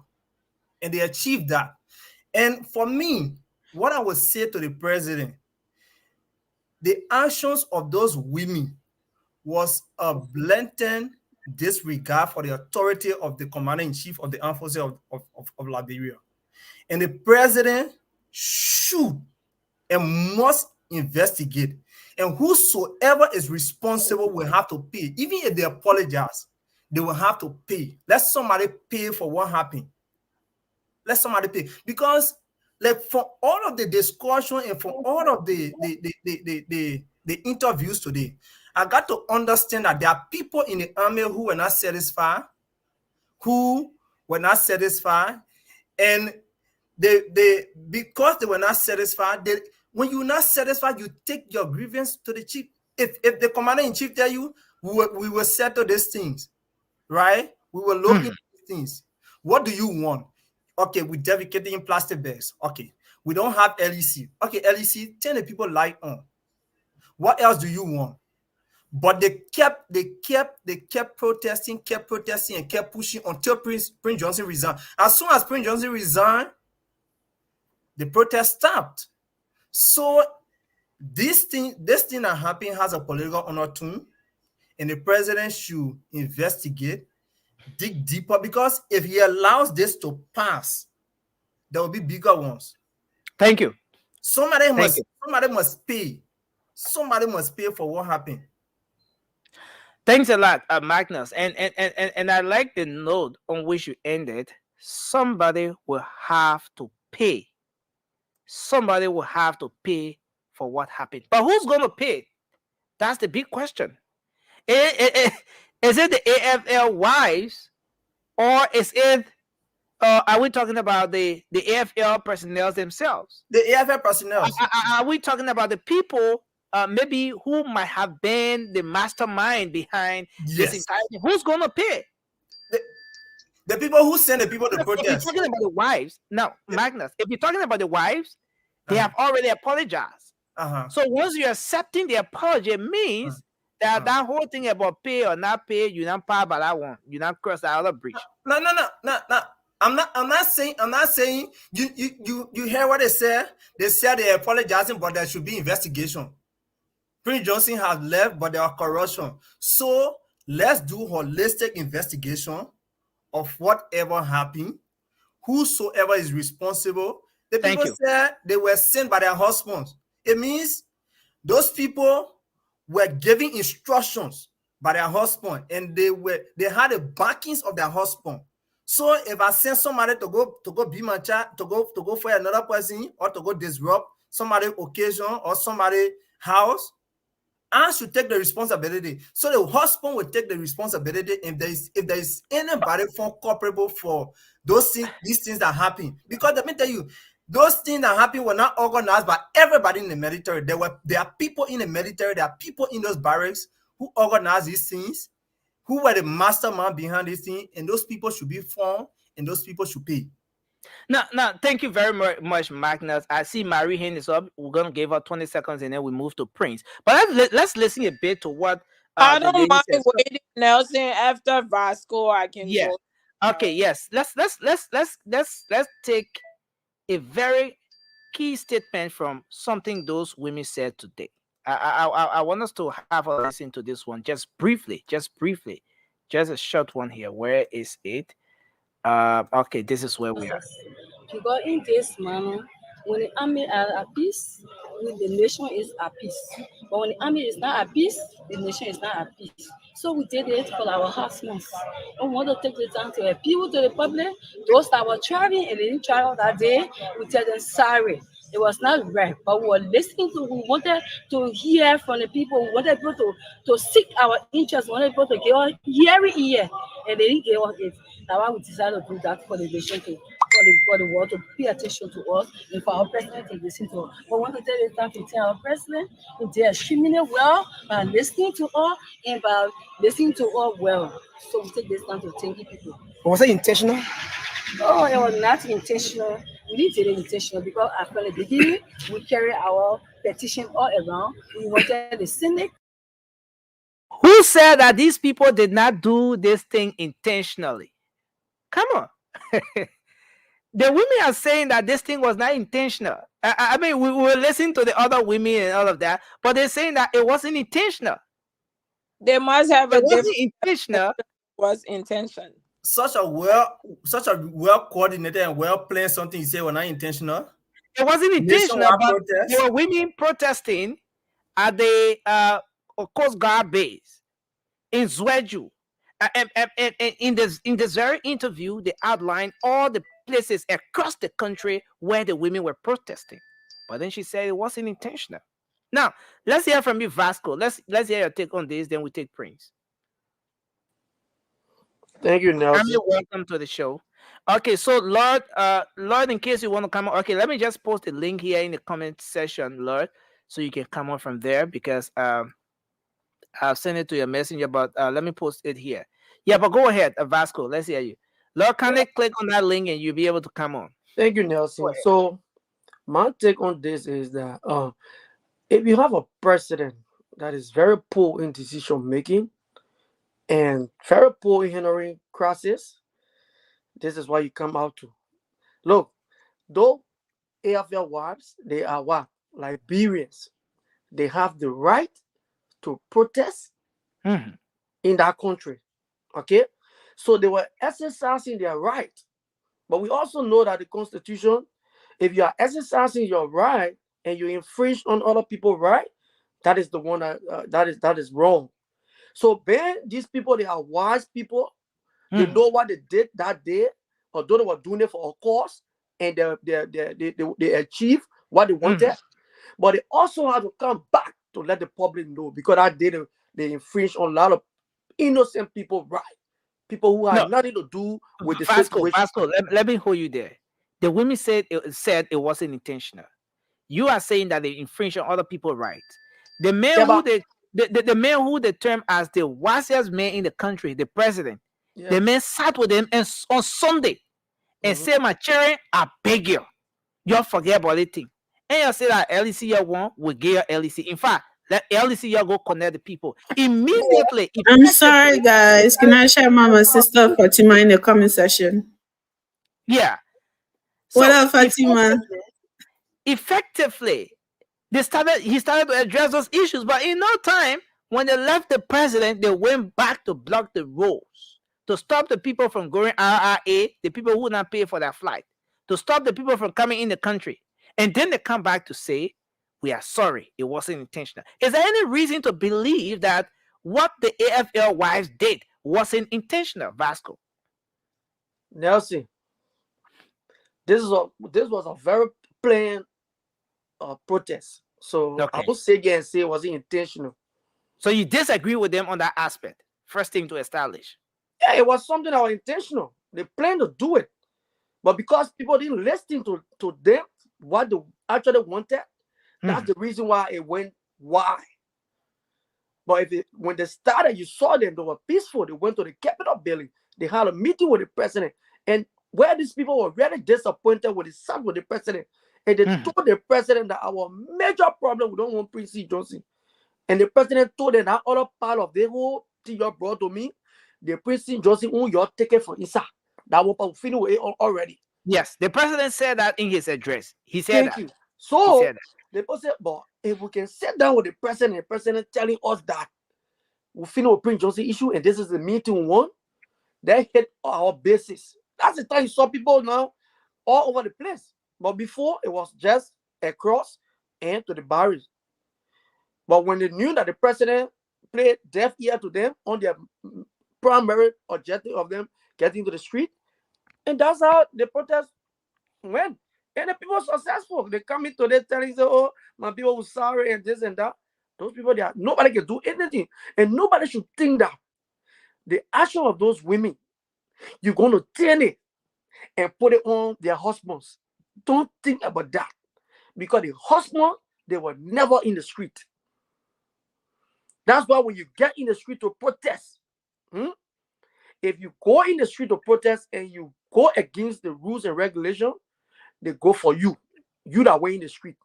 So the AFL, the guys that in the military that took oath, they are not political. It was their women that went out in the street. Nelson, if you think that you're going to touch the AFL women because they exercised their right, that's what I'm saying. Now, what these people wanted is already done. This is something that we have to leave. You shouldn't spoil your Joseph Boakai government. That's the last place you want to carry Vasco, politics. can you agree with us that the judge will let government fill the AFL personnel? No. By not providing the basic social services for them? No.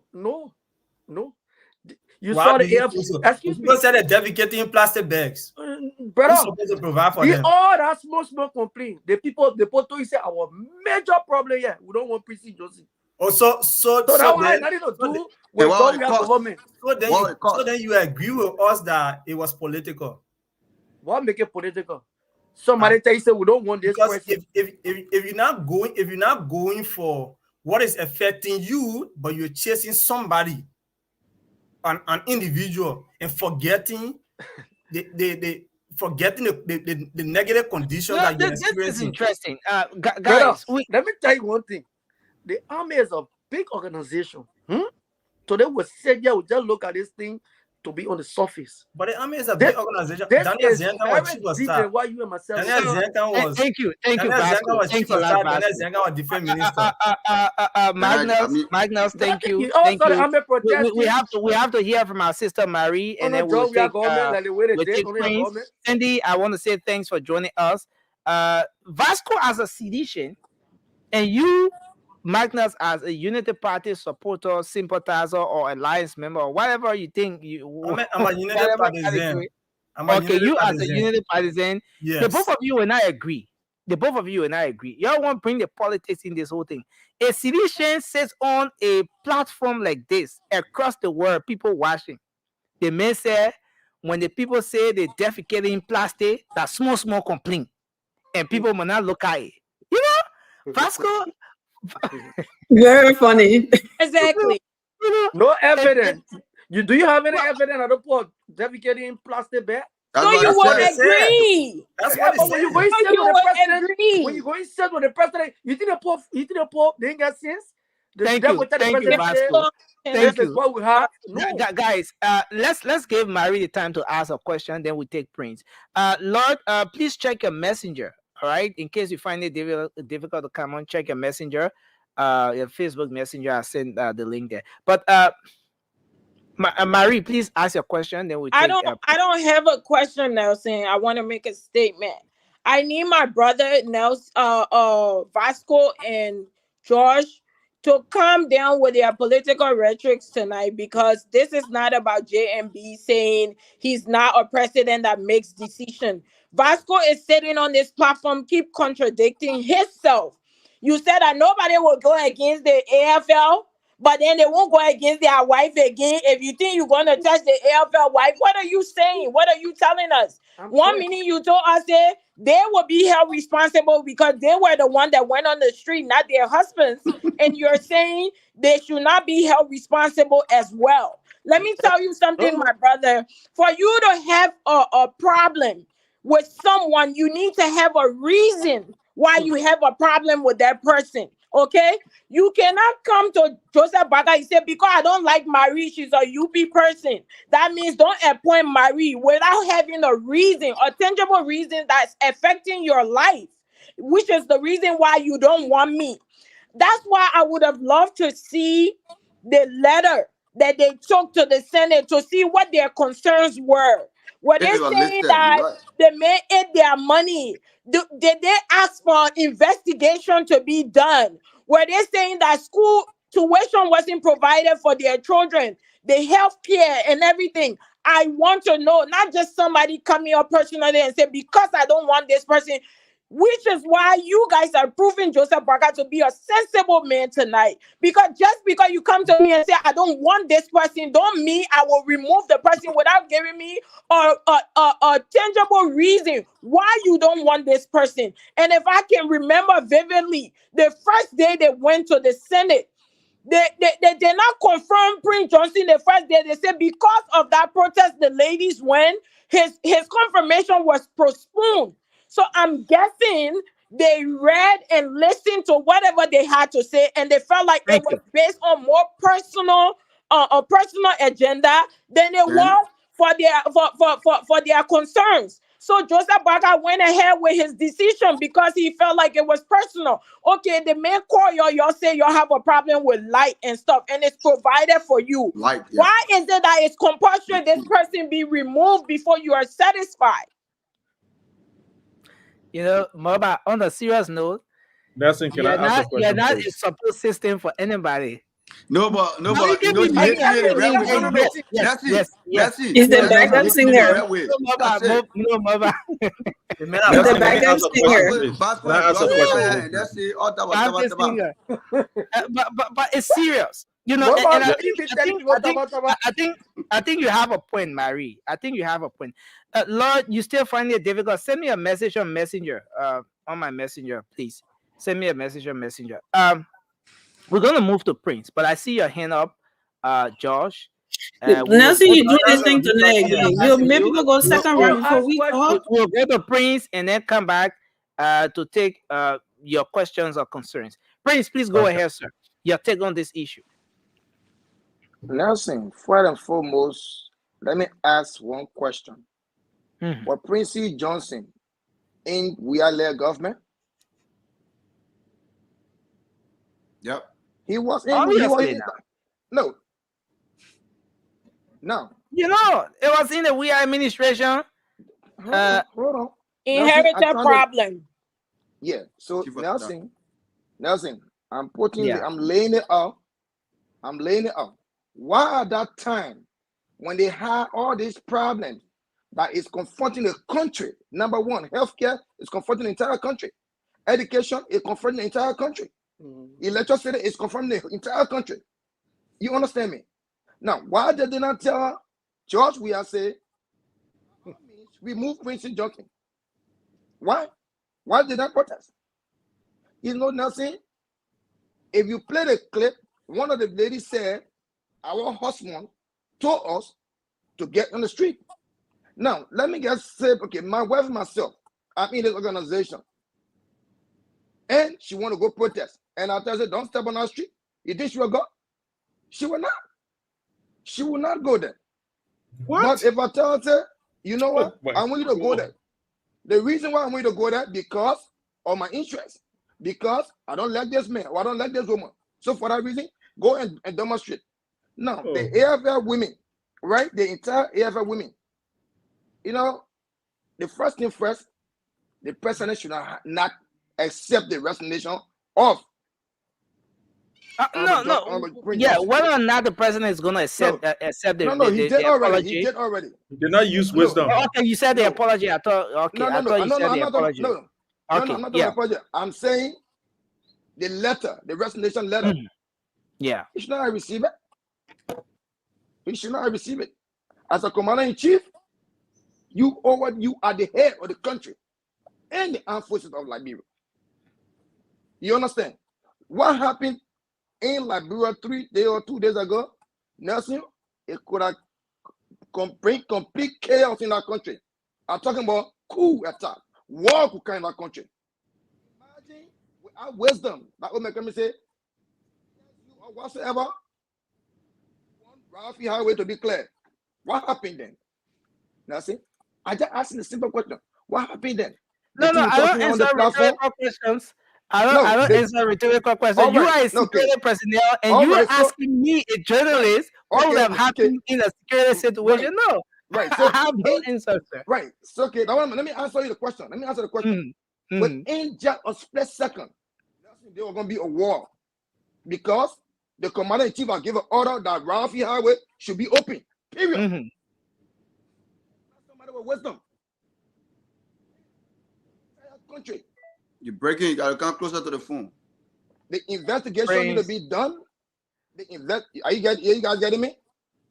Yeah, we're trying to get you now. Yes, the sir. investigation should be done everywhere. Like for example, Zwerju, Maryland, the commanders over there invited for questioning. Reason because is that if you say it will not captured by a group of people, you guys,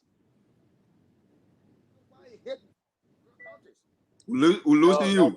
Prince, I'm sorry. Prince. We're losing you. You The gotta come location closer to you're the using tonight is like there are more civilians in that location. There are more. You That gotta hacking check your stuff. background. Check your background. George, The they're hacking the civilians internet. are all around there.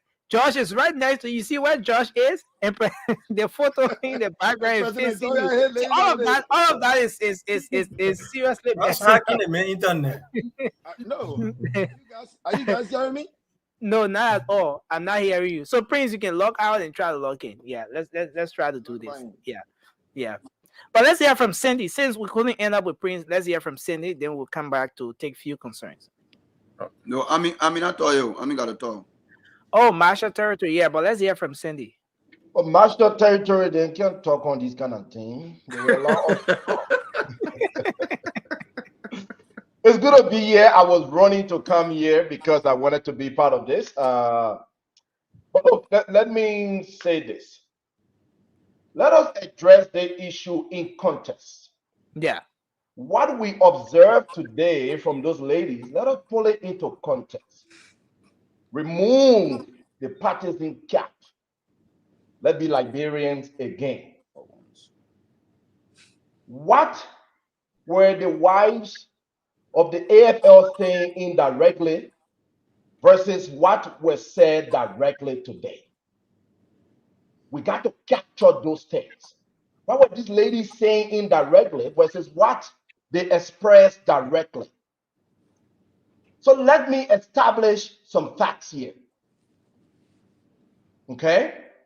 What part of the protest were unintentional? Was it the fact that they wanted General Prince C.Y. Johnson removed? Or was it the fact that the protest disrupted free movement in the country? Yeah, well, I don't let you to speak before me. Were the lady telling you that we regretted our protest? Or were they saying that we are regretting what the consequences of the protest is? Or were contest? The lady's expression were very I'm with you, Sandy. clear. Appreciate. I'm with you. Their expressions were very clear, Josh. Let me say my own. Their expressions were very clear. That is serious.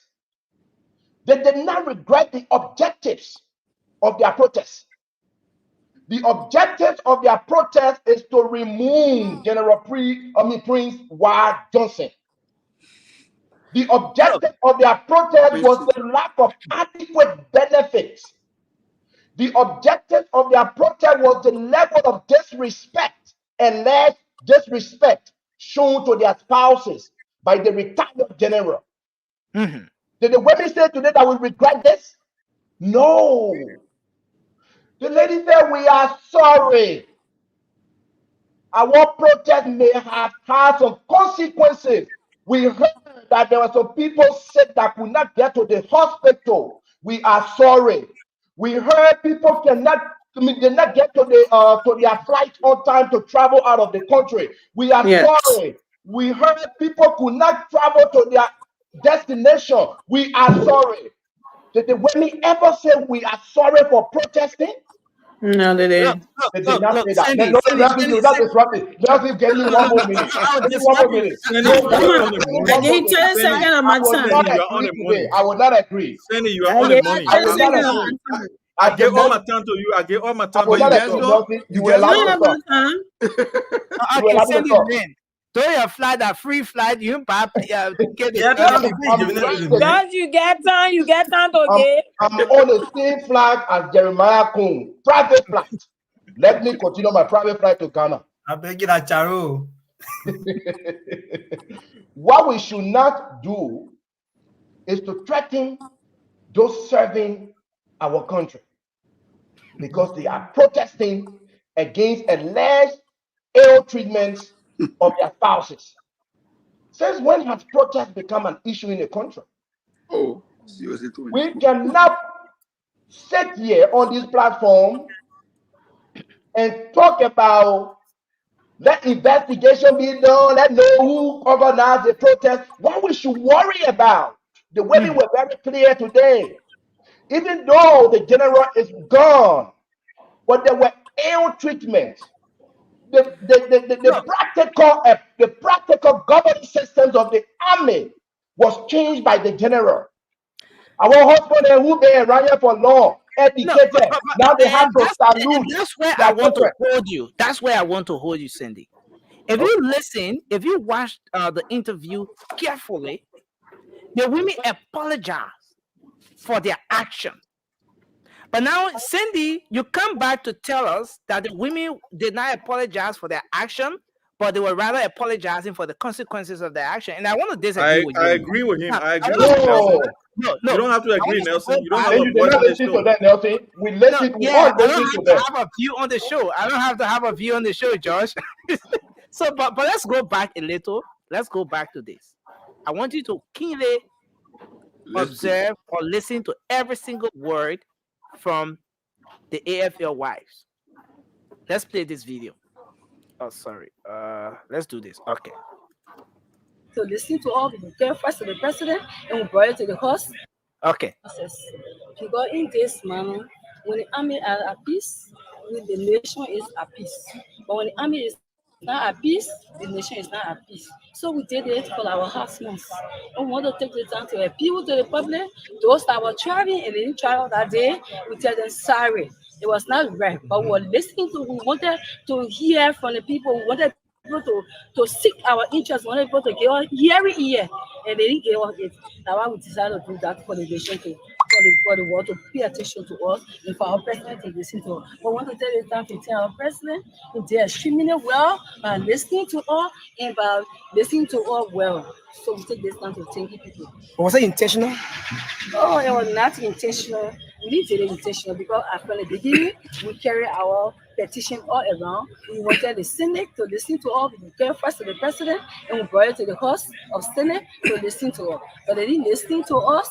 They carried it that far by doing what they did. And it was not right for us. It was not right for our husbands. So we decided to do what we did for the attention to use up for them to solve our problem. But we tell the president, thank you, His Excellency, Ambassador Joseph Raymond Boakai, for listening to his soldiers. And a first question. Yesterday, your action created a situation that embarrassed the entire country. Many persons said your husband sent you on that mission because I ruled it out though, and we did what we did because we never wanted to cause maintenance. That was really going to disturb the peace. And so we did. It was not intentional, but we were helpless women that needed justice. We want to say sorry for those pregnant women, those sick people that needed treatment at that time, and there was roadblock. We are human. We fed it. We was going through that pain, but we just have to be strong to do what we did.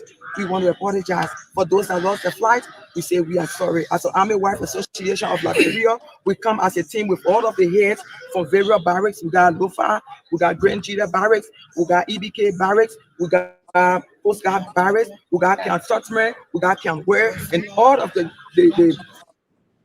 Listen, look at all the places. Look at all the places the people came from. Grand Jita County, Lofa County. They came from Grand Jita. You heard it, Cindy? From Grand Jita, from Lofa. Mm-hmm. All the places around the country. They went, they sat with the president.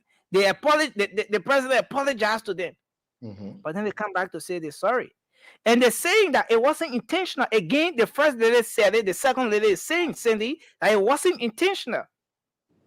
Backed by what? What was the statement after it wasn't intentional? Look at the context. The gentleman asked a question, an open-ended question, Nelson. Was it intentional? What was intentional? After the woman had told you that we are sorry for people that missed their flight, we are sorry to people that were supposed to go to the hospital and they didn't go to the hospital. Then the man asked, was it intentional? What was intentional? Nelson, go out, go. So the women were very clear on their apologies. So the women were not. Hold on, I'm coming. You will tell your own. You tell your own. Send me your cash app. You deserve something. So, Nelson, women in Australia, to conclude, the women did not regret the objectives of the protest. Yeah. But Nelson. No, I'm coming. No, Magnus, Magnus, you're not recognized. Magnus, you playing a lost and found guy, Mason Sawyer. You just came on. You want to hijack, but this is serious. Okay, considering your point, let's assume I'm agreeing with what you just said, that they were not apologizing for their action, but rather the consequences of their action. Is there any reason for President Boakai to accept this apology from the women? Is there any reason for the people, the men and women who lost their flight, to accept this apology? I mean, just listening to the women, looking at their action, the days, all of the different interventions that were made, and they still went and blocked the road. The men and women who lost their flight. Is this apology genuine enough for those people to look at and accept and just let go? So that were the two, Nelson. separate the two. Should we take this action now and bring awareness to what's happening in the armed forces of Liberia?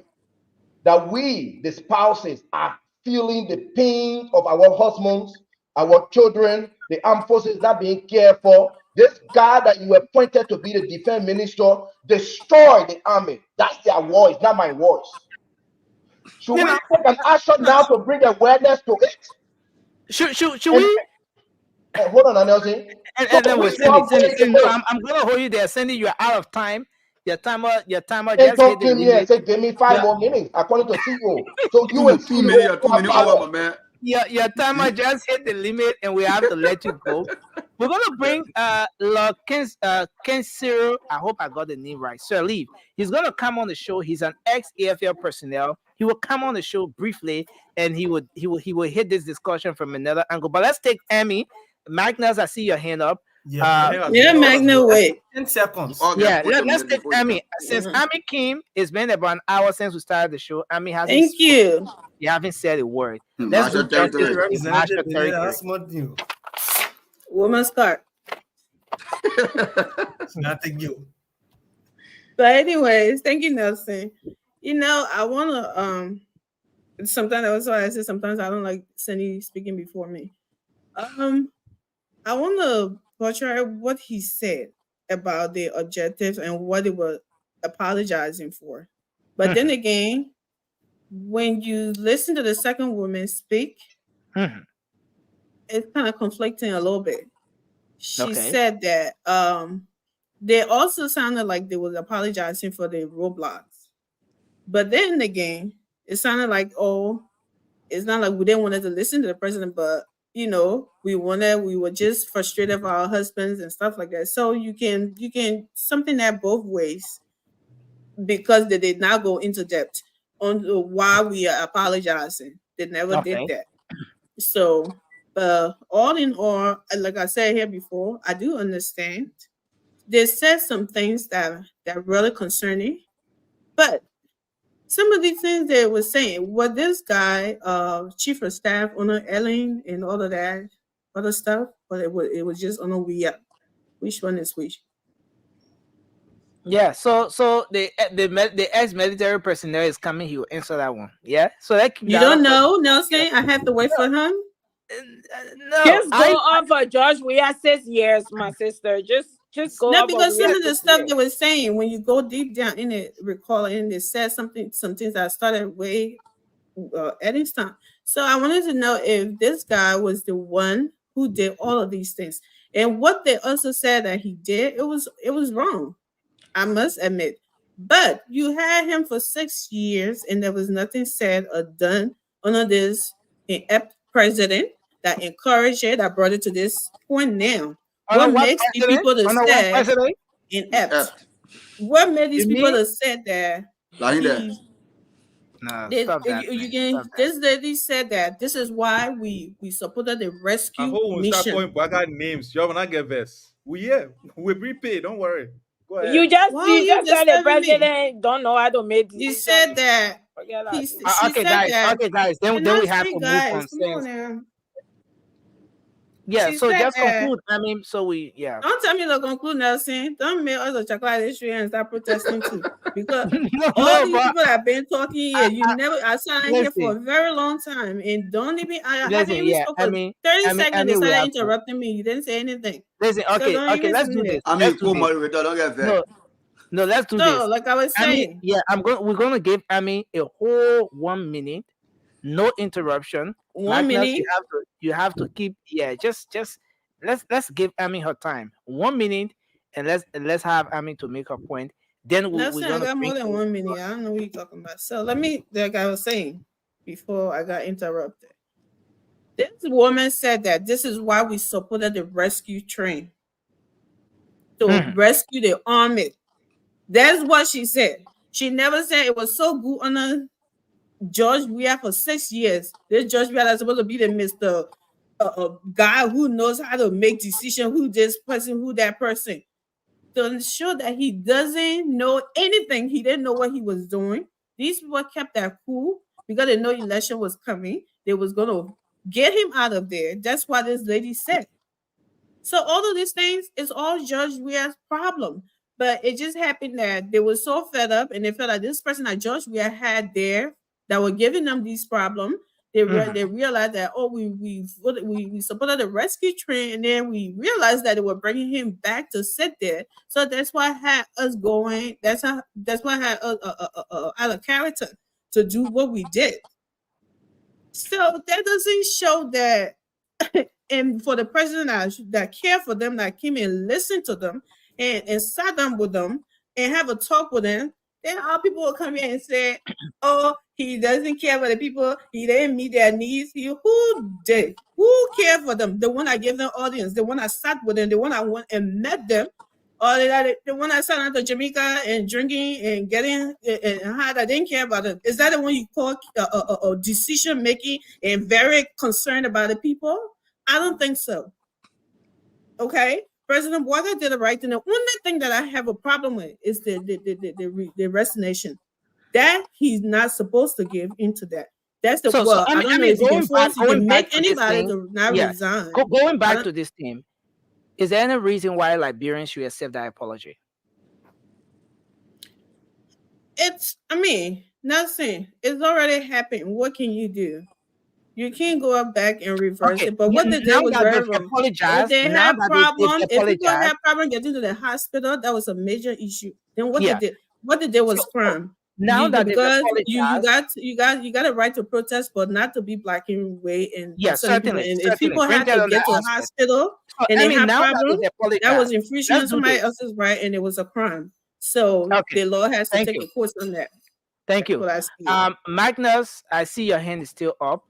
Take 20 seconds quickly, and then let's give Josh 20 seconds. Yeah, Nelson. When I sit here and I listen to my brothers, Jalawood, and saying that this thing, they're not apologizing for their action, but they're apologizing for the consequence of their action. When they were blocking the airport, they didn't know, when they were blocking the road to the airport, they didn't know that the road, that where people would pass to go get their flight, they knew that. When they were blocking that road, they didn't know that people supposed to use that road to go to the hospital. They knew that. So why, if a pregnant woman had died on Monday, right? They knew what they were doing. That thing was intentional, Nelson. Thank you. Nobody should come to the policy anyway. It was intentional, and I feel, and I'm saying today, somebody must be made to pay for what they do. Because if Joseph Boakai allowed this to go on tender, what will happen in the next? No, but they've apologized. They've apologized, Magnus. Should we?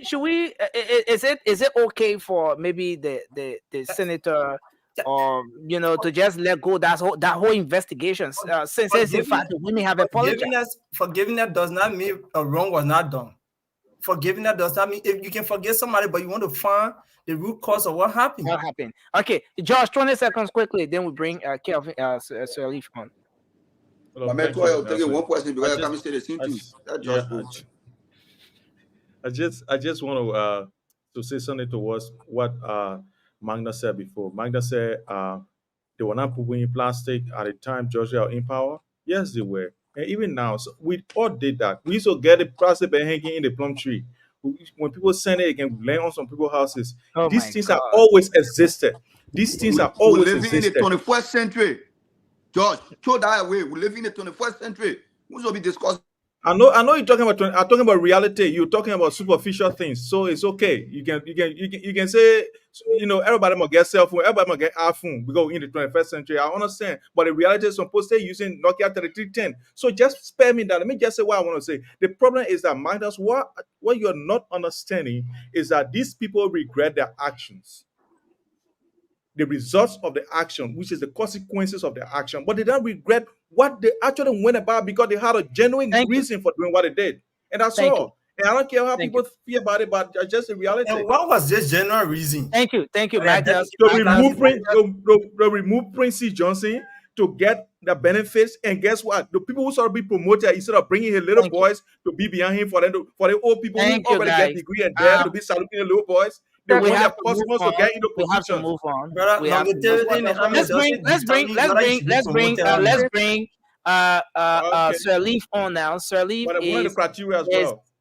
is an ex-AFL personnel, Since and he's now live on the show. He's going to give us more information on this. He worked, I believe, with the former chief of staff, the shortest serving defense minister maybe ever in the history of our country. Kelvin, it's great to sorry, I keep calling you Kelvin. Sir Leaf, it's great to have you on the show. Can you hear me? Nelson, thank you. How do you read me?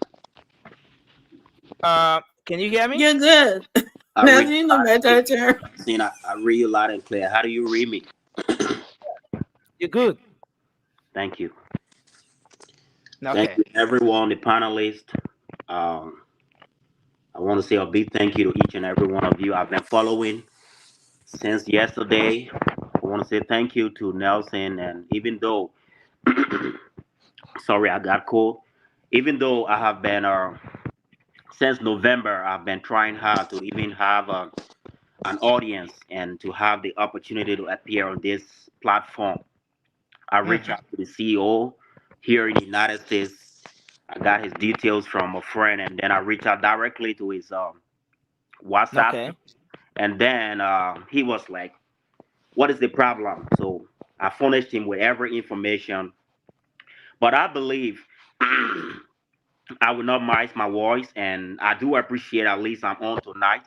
But I will hope and pray that he can give me a better chance when Liberians are awake so I can make some issues clear. I'm the former pilot of the Armed Forces of Liberia, one of the two pilots. I'm former now. I was made to resign by Prince Johnson. And I resigned at the rank of a captain. Officially, I'm Captain Vani Adolphus Salif. I do see Nelson is struggling to pronounce my name here is Kenshiro, Law Kenshiro, anyone. So I'm Captain Vani Adolphus Salif. I think once upon a time, some of you remember I did go viral when I did an open letter to George Weah, former president, that I wanted to come back, XYZ. And yeah, so this is me. To the point, it's sad with Liberians. And when I say Liberians, I'm talking to each and every one on this platform, including Liberians generally. I see most of you here are so sentimental, and we use sentiments in everything. And somebody is our faith when we love somebody or for whatever. Even if we're not directly benefiting from that person, even if it's just out of mere love, we go an extra mile in defending. What was the brother name? Mr. Sandy here and Wido, they make very good points. Some points I've been following, they were very, very correct. Liberians generally, we are sentimental. What am I trying to say? Let us look at the root of the problem. Let us look at the leader. What did he do that led to whatever action today? They say to every action there is equal and opposite reaction. Opposite reaction. You don't expect you slap my ears in my left ear for me to slap you in the same left. Yeah. I might butt you. Yeah. And I just want to come in from here. Yes, sir. Very great start. And I think we're going to have a great conversation here. How long did you serve in the military? I will answer all your questions. I served 15 years in the armed forces to retire at the rank of a captain. Matter of fact, I'm supposed to be a major. And Johnson held me back. I'm 36 years of age, born 1987, August 28. I joined the armed forces 2007 when I turned 20 years. I was one of those officers, 15, that went directly to a military academy. Johnson did not go to a military academy.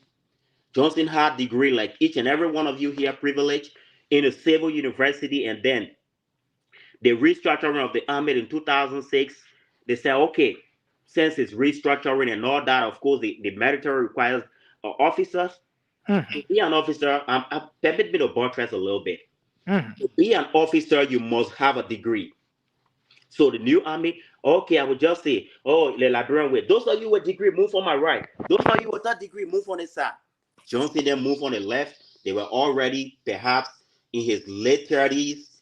Johnson was even older than me when he joined the army, I would say. And then they gave him the first rank, second lieutenant, which means he did not go to military academy, but he's qualified. There are two ways officers are made in the military. Short service, as they were made, since the requirement is a degree, so you don't have to go like going to West Point Academy, where you will be doing both your degree and military training, which means you're going to spend longer time and more training, and you come out young. Because even the requirement to go, the first thing is age requirement to go to the military academy. So I was opportune to have gone to the military academy in Nigeria. I spent 5 years. I entered 2007. I got commissioned 2013. Fast forward, we came back very young. An individual like me, am I supposed to be out of the army? For any reason, if Johnson, you feel that you've been kind of like, because we're young, you think we're not coming to seize power from you. The military doesn't operate like that. So since you became officer since 2006, those of us, because we were on the academy, I joined a year after Johnson joined the military. 2006, I joined 2007. But we were not yet qualified to be officers. And I did not join as a soldier. I went strictly academy, called a cadet, to graduate as an officer, to have the first rank that Johnson got after 9 months, 2006. Fast forward, we came back highly professional, highly motivated. I came back as a second lieutenant at the age of 26. So that's to say, if Johnson joined even at my age, 36, after approaching 40, that is to say, we were young. These are people like us you met in. Going further, I got mates in the Coast Guard. I got mates in the Army currently. Let me not keep much on it. So we had all these trainings. We came back ready to serve. They were interested to know that Johnson, they said those who pump canna are cracked by a benevolent spirit should never forget to be humble. You are a product of grace. Matter of fact, I'm even saying this, you did not benefit 100% as it should be, military doctrine-wise. You spent about 12 years in the army, you got double promotion to the rank of a major general. It's never heard of. Johnson should have been a brigadier general, which is like 3 more ranks before he even thinks about getting to the major general rank. So, because we did not have people to occupy this rank, you know, Liberia, everything about us, somehow we just managed. So they said, okay, let's put our people to take over since the methods were leaving. And then they gave Johnson, took him amongst his mates, single-handedly, and gave him the highest rank. What does that mean? He was in, like, one person cannot be a major general in an entire army. If all of us here, we are mates, we enter the army together, we are classmates, we graduate together, unless somebody fails, all of us goes to that rank. We all will be major generals together, and we will head different departments. Intelligence, this, that, everywhere. So an army that has one major general is unheard of. Check around the world. Which army have one major general? Which army have one brigadier general? Which army have one colonel? So they just kept you there ceremoniously after 12 years. Then Johnson started witch hunting. Johnson started, sorry, I had that cold. Deciding who goes on coast, who doesn't go on coast. The soldiers, I'm speaking from an officer's perspective. I was in the army, well paid, because I was seen as the pilot, even though we weren't flying. Johnson kept us grounded on the ground. I became pilot since 2018. An asset like me, should I be out? Yesterday when I heard that he resigned, if you check my page now, I'm going to draft an official letter, the same open letter I wrote to President Weah, which he did not even send the list in his certificate. Let's say Carrasco. Look, Carrasco, go and speak to that soldier. Let's know what's happening. George Weah didn't even do it, which shows that he's very, very, I don't know. Let me leave his side. Okay. It's what they're saying. You know, guys, let's do this.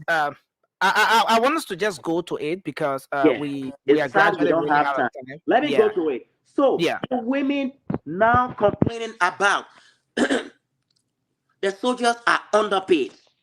Let it be made clear here. All these problems, it doesn't mean Johnson is the only. Number one, the first man or the mediator between the commander-in-chief, who is the president, and the AFL is the defense minister, who was Ziaka. So what we saying, Johnson, is not wrong, but it's not just Johnson. We are only calling Johnson's name because he is the direct chain of command. Once you become a minister, you are not directly the one we talk to again.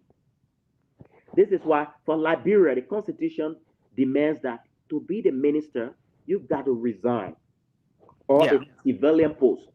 This is why they even retired Johnson now to make him to fill in that gap. But the soldiers are underpaid. Though it's not Johnson that strategizes who gets paid what, but as a conscious leader, you're gonna do every effort, especially when your salary is something that you are self-sufficient and everything okay. Johnson makes more than, if I'm not gonna exaggerate, nothing less than $3,000. Nothing less than 5, if I would say, but I would keep it down to 3. He's entitled to gasoline slip, coupon. I worked directly with him in the headquarters. I was the assistant chief of staff to operations, to the assistant chief, to the unit responsible for operations of the entire army. I did correspondences, assisting my boss, and every other thing, you name it. So, Johnson, you have all these entitlements. You have gasoline slip. You have bags of rice. You're making good salary. From the time you became chief of staff, you left the barracks. They gave you an accommodation outside the barracks. You're doing well. Me, I would do everything possible. If it means the president getting angry, say, you know what, Johnson, I'm tired of seeing you. You are fired. Well, you know what, Johnson, I don't want to see you. The president, I don't even think I would stay in that position. Some of you asking, Johnson became chief at 2018. Why the AFL wives or this did not happen? It doesn't work that way in the military. We pray for Johnson. We were happy before Johnson was Ziaka. We were also happy for Ziaka. And as I'm telling you, there is no Johnson that we angry with without Ziaka. Ziaka is even a worse man. These are people that just all of a sudden surprise all of us. You know, and this is interesting. Okay. We want to ask you a few questions. Ask me any question. Yeah, and then just to be able to keep up in time. Stim, welcome to the show. It's good to have you on. So many people following the show now, and a lot of people have been following the protests from the wives of the AFL personnel. The issues, the plight they're presenting as the major reason for protest. Now, a lot of people think that those issues raised by the AFL wives came from the place of jealousy. A lot of people think that some of the AFL personnel. Sorry to inject. When you say jealousy, what do you mean? Jealousy from them? Some people I think. was cool with the political side. Whether it's from a political background, as some of you were speculating, I wanted to come on that. So just be clear. Okay, so some people are saying that some of those women who were protesting, their husbands were envious of Prince Johnson's promotion, his elevation in the army, and given that it has gotten to that point where he was just at the point of being elevated, or he had been elevated to the level of minister, defense minister. That envy, backed by some political whatever, resulted to this protest. from your own experience as someone who served in the army, what do you think? Thank you very much. Matter of fact, I just left the army I left the country 2021, November, almost 2022. And the entire 2022, I kept mute. And then since I left 2021, November, 2022, December, I decided to speak up. That when everything went left and things fell apart. I could not hold anything again. And then 2023, I spoke up December, just 2 years ago, end of the 2022. 2023, the army wrote me a letter, January 5, that I should be back to the country not later than January 5, NLT, not later than January 5, 2023, just last year, to answer to the fact that I wrote open letter to George Weah that I don't want to leave the army.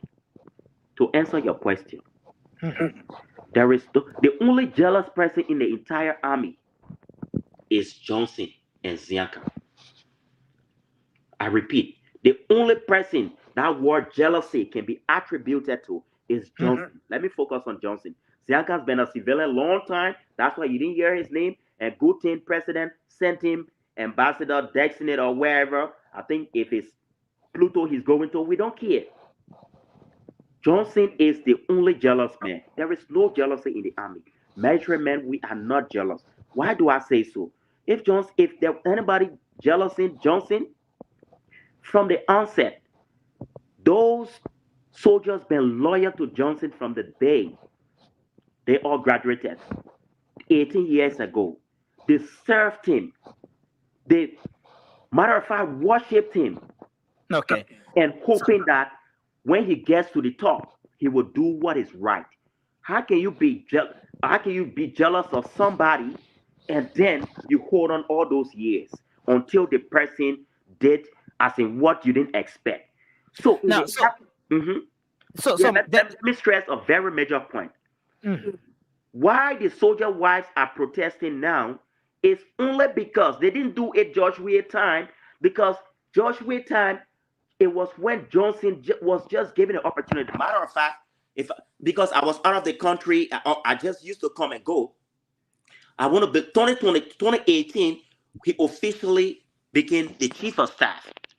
When George Weah took over. Okay. So when he became the chief of staff, they retired Zianka and made him the chief of staff. He just started. So we were observing him to see that during that tenure of George Weah, the 6 years, what he's going to do. We all were loyal to him. I came back to the country 2018. I joined the officers and we served to the fullest. So the military will not bother you. Matter of fact, we had and I get that point. So it means that he took over in 2018. Yes. Because he was one of your own. Yes. Someone who came from your own, just like Zianka, one of our own. Yeah. Yes. Yeah. You decided to observe him. Yes. So are you saying that you observed this man for 6 years? Great. I'm coming to the point. 6 years. I'm coming to the point. And then secondly, all of those issues that the AFL wives are presenting now, were those issues existing? Those issues from have the very been there. start. From Just for example, if I let me cut you off, those issues been there, and the same thing military. We are not meant to jump in the street. We're not meant to talk. We're not meant to overdo things because people will misinterpret. And for the record, for history's sake, we have a very dark history. Samuel Kayando was a soldier, was a staff sergeant. I would just use the word ordinary. Doesn't mean ordinary, but as in we got ordinary, we call them order ranks and officers. So one of those people in the past did something so terrible that led to, I would just say, the 14 years of civil war. So the army is now professional.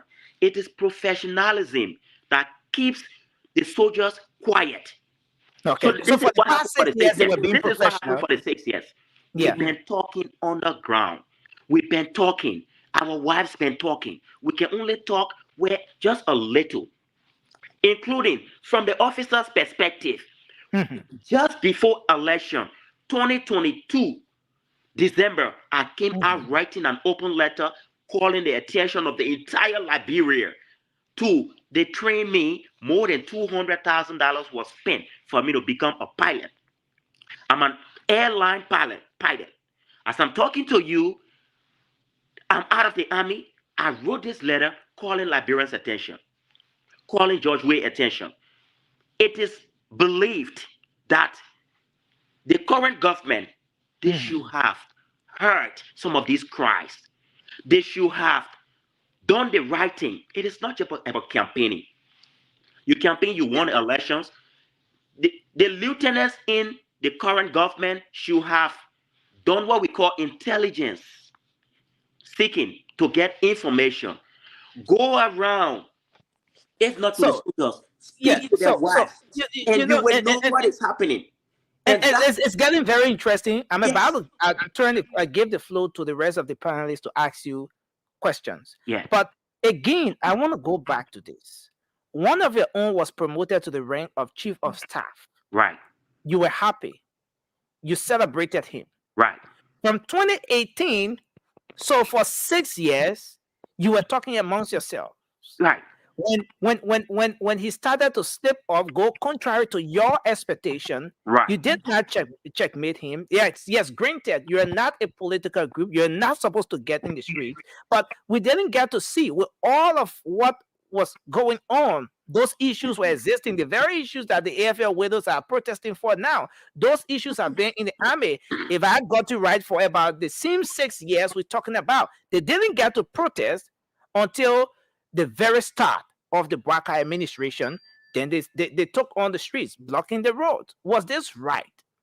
Now, this is how it's done.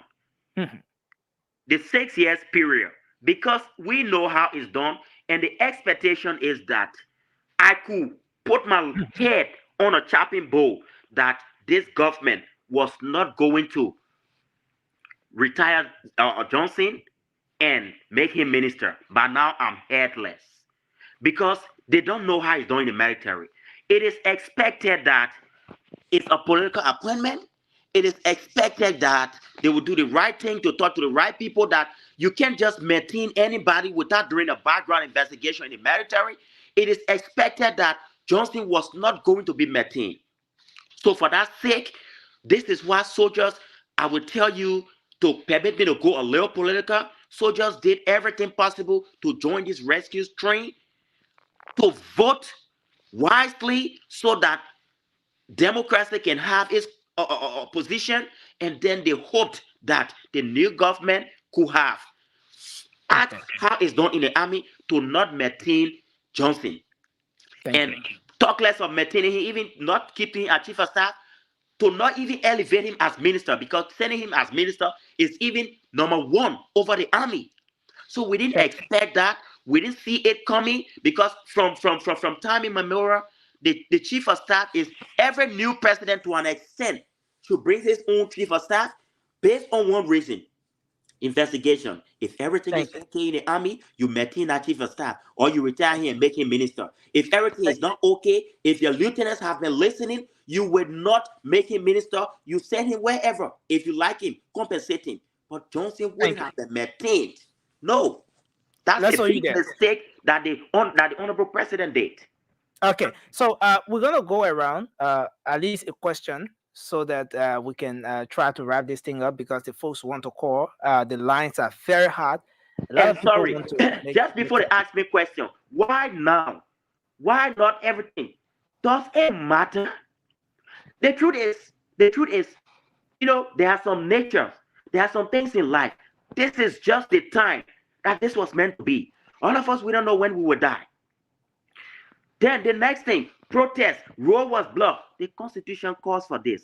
Sad thing, in the United States here, when protests or whatever happens, or if it's about to happen, they even announce, plan your trips, plan your travels. It is unfortunate, don't get me wrong. They weren't to block roads and all that. But again, if such multitude of human beings come out, where are they going to stand? In the street, perhaps. There's going to be traffic block. So if the Constitution calls for peaceful protest, There was no property destruction. There was no directly those women causing death of anybody. It was peaceful. Thank you. So you think the protest was not wrong? That It was this good to be as done, much as it we was should in put the sentiments confines of the aside law. and look Thank at the root of the problem and what caused this problem to happen today. Okay, so let's start one question each across the board. And I see the first person hand up is okay, Magnus. Magnus, go ahead, ask your question. Okay, Nelson, thank you. I want to make some few clarifications quick, then I'll ask my question. I mean, brother, thank you. What's his name? Vani Salim. Vani. Thank you for coming on to provide some Can we clarity. all mute, guys? Can we all just Provide mute? some clarity? Yes, sir. I mean, you made a statement that retired General That's Prince. not coming from Magno. No, not for me. Okay, yeah, Retired go General ahead. Prince Johnson was the only major general in the army. I mean, according to my research, a major general controls from 6,000 to 25,000 men. So in Liberia, as we know, the size of the Liberian army is not to that level. So we can't have two major generals.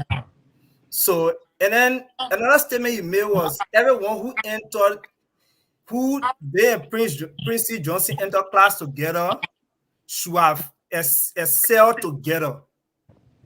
My brother, not because Prince Johnson excelled, it means everybody should excel with him. Right? And the third statement I got from you is the army spent 200,000 on you.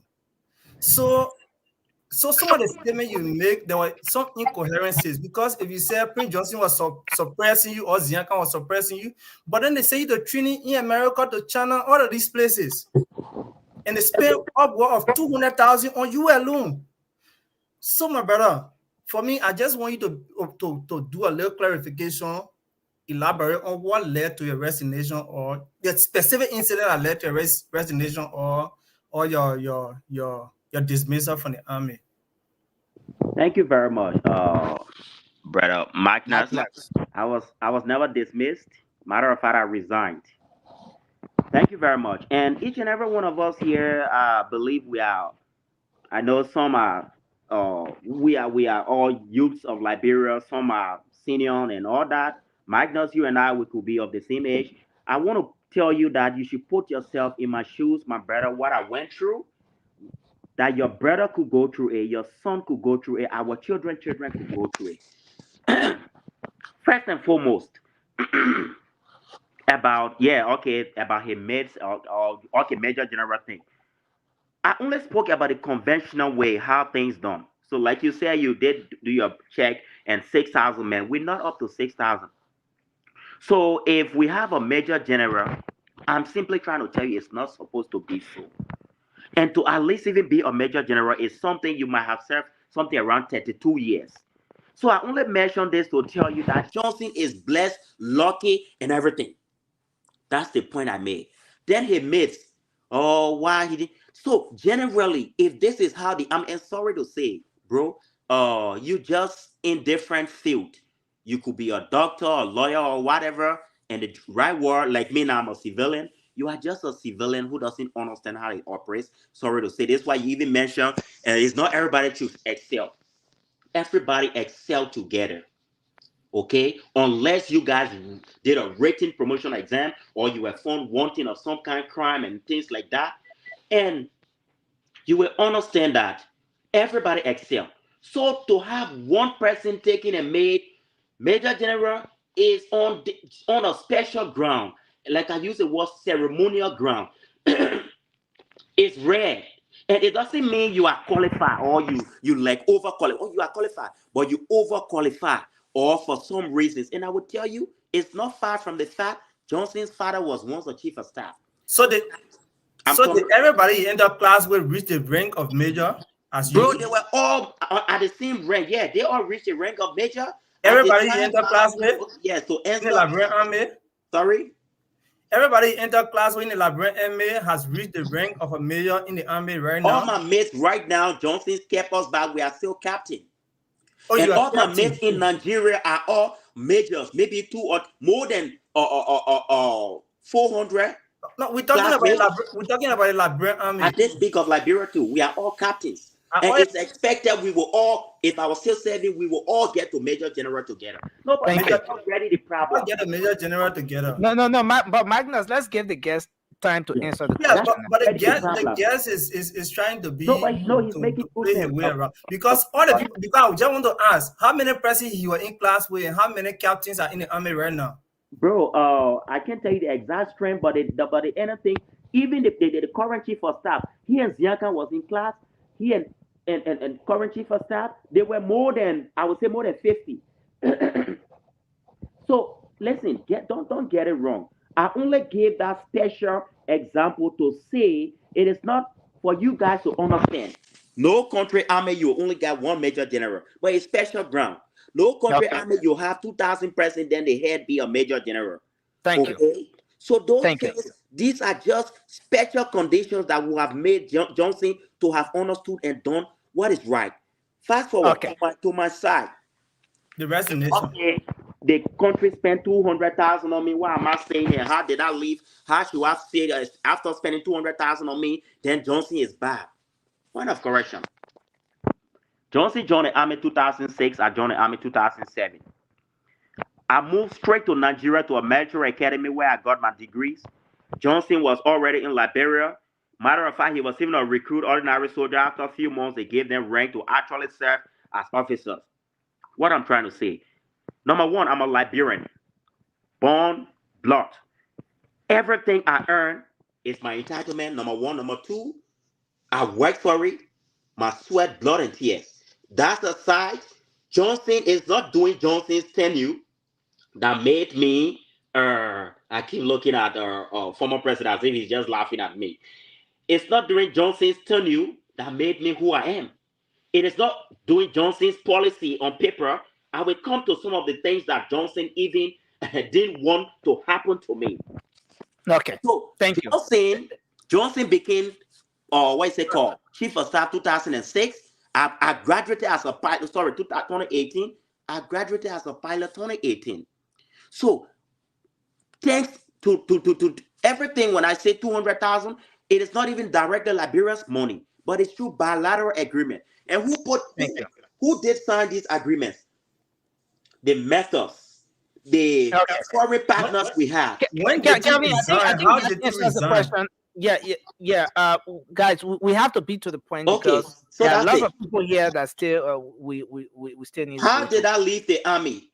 How did I leave the army? I'm surprised, Magnus, you don't know, because I said almost everybody, almost everybody else you know, because we are on the social media. I became pilot 2018. Before becoming pilots, worse things happened. I will not say that. The day Johnson went for my graduation as a pilot in Nigeria, he went, I met him in his hotel. The first thing he told me that, look, gentlemen, when you go back home, you will understand the difference between expectation and reality. Most of the things you're expecting that you're going to see, you zero your mind. We salute and say, yes, sir. And in fact, the money that you guys have been paid, if we're interested to know that my corner, they're taking that money, that corner salary. So we're even thinking about cutting your salary. If I lie, let me not achieve anything. So they cut your salary. That was, sorry? They cut down the salaries. No, they did not. All thanks to, number one, God, and because it was just a policy already established by former, what is it called? Minister Samukai.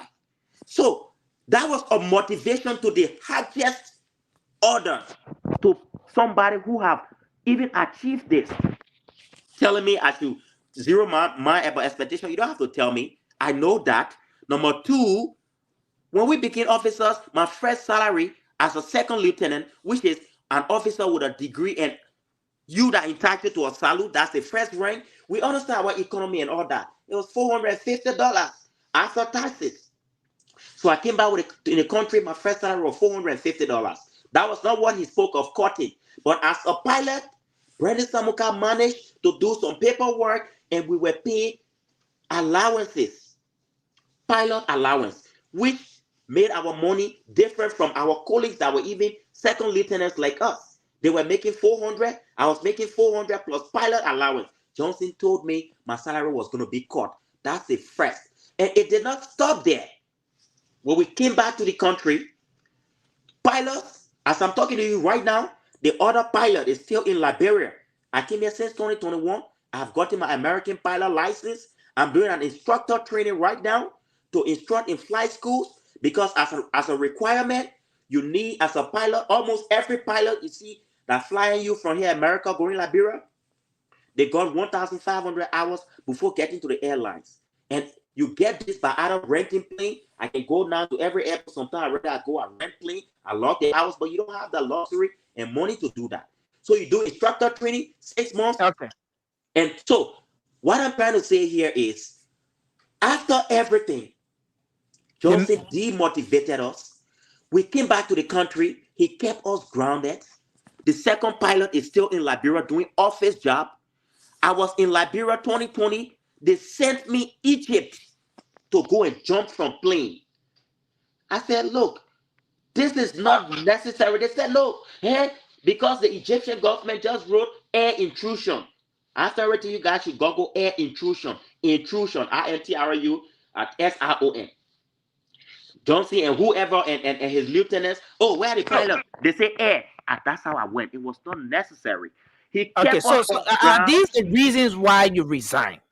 No, I came to America. Okay, yeah. So the major reason why you resigned. What was The major reason why I resigned resigned, after pushing every effort to get us back in the air, including sending us back to Nigeria, which was the best, the best possible option, because they trained us, they would take us back and maintain us. We would do our instructor training and be there and be operational until 10 years from now when Liberia get one airplane or air taxi.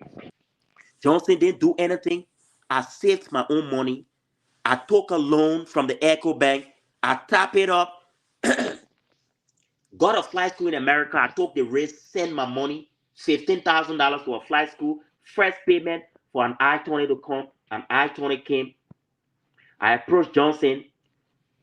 I need the way you give every other person in this army visa. Once you go on military training, you just go, the embassy sends. The foreign ministry sends your name and then they give you no verbal and then you are entitled to a visa. The first thing Johnson told me, no. Go through the normal means like every civilian. I said, but I'm not a civilian. He said, yeah, you're training, you're not going to a military school and you sending yourself, blah, blah, blah, blah, blah.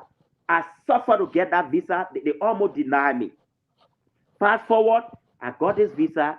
Then he finally wrote, when I was writing for excuse to come, he now tried to seek permission from Zianka whether they could let me to come. Zianka saw the need that it will look somehow if I say I'm sponsoring myself to the States. They said, look, Captain Selly, we will sponsor you. Sorry, that's the best news I ever heard that day. I said, does that mean my 15K I paid, they coming to give me it back? Good, I will listen to my family and all that. We will sponsor you. I was happy. Fast forward, I went for my visa interview. After everything, after it was shown that my visa was booked, they wrote a letter to remove shame from their face. I have the letter here. I will furnish you if you want it. Right in the embassy that we take full sponsorship of Captain Selly's training in the United States. He's going to convert his license from Nigeria to that of America so that he can fly in America and do other training if possible. Full. Luckily, the embassy gave me visa. His signature is affixed when he had no choice. Sending us South Africa 6,000 each. Johnson could not make that available through his negotiation. So it means that they did not sponsor your trip at all. They did sponsor your trip. They did not sponsor my trip at all. Nelson, can I ask a question, please? Okay. No. Before you ask the question, I don't want to ask you. Was it to go around? Was he giving 10,000? Was he giving 10,000 for his MBS? No, Magnus. On a So I'm serious here, and note, let me answer we are out everything. of time. We about have so to many do everything. panelists here, I and did all the receive guys some have not money from the spoken. armed forces. I did receive some money, which I want to mention and everything. So as it was happening, But his question was, what was the main reason? I'm coming to the main reason. The main reason I can just tell you, say this is this. So it was out there and all the proof, everything in the papers. Front page took this thing, everything. So yeah, coming to the United States, they gave me 3,500 United States dollars and they booked me plane ticket. I was I was happy, I was sad, because I knew it wouldn't have ended well. They booked me plane ticket and they gave me 3,500. I was happy and I was sad in that it was not enough to come to Miami, book an accommodation, $750 per room per month, and every other thing. Fast forward, when I got here, that night, they demanded 6 months from me. I couldn't. I told them I only have 2 months. The man barely agreed and took me in his house.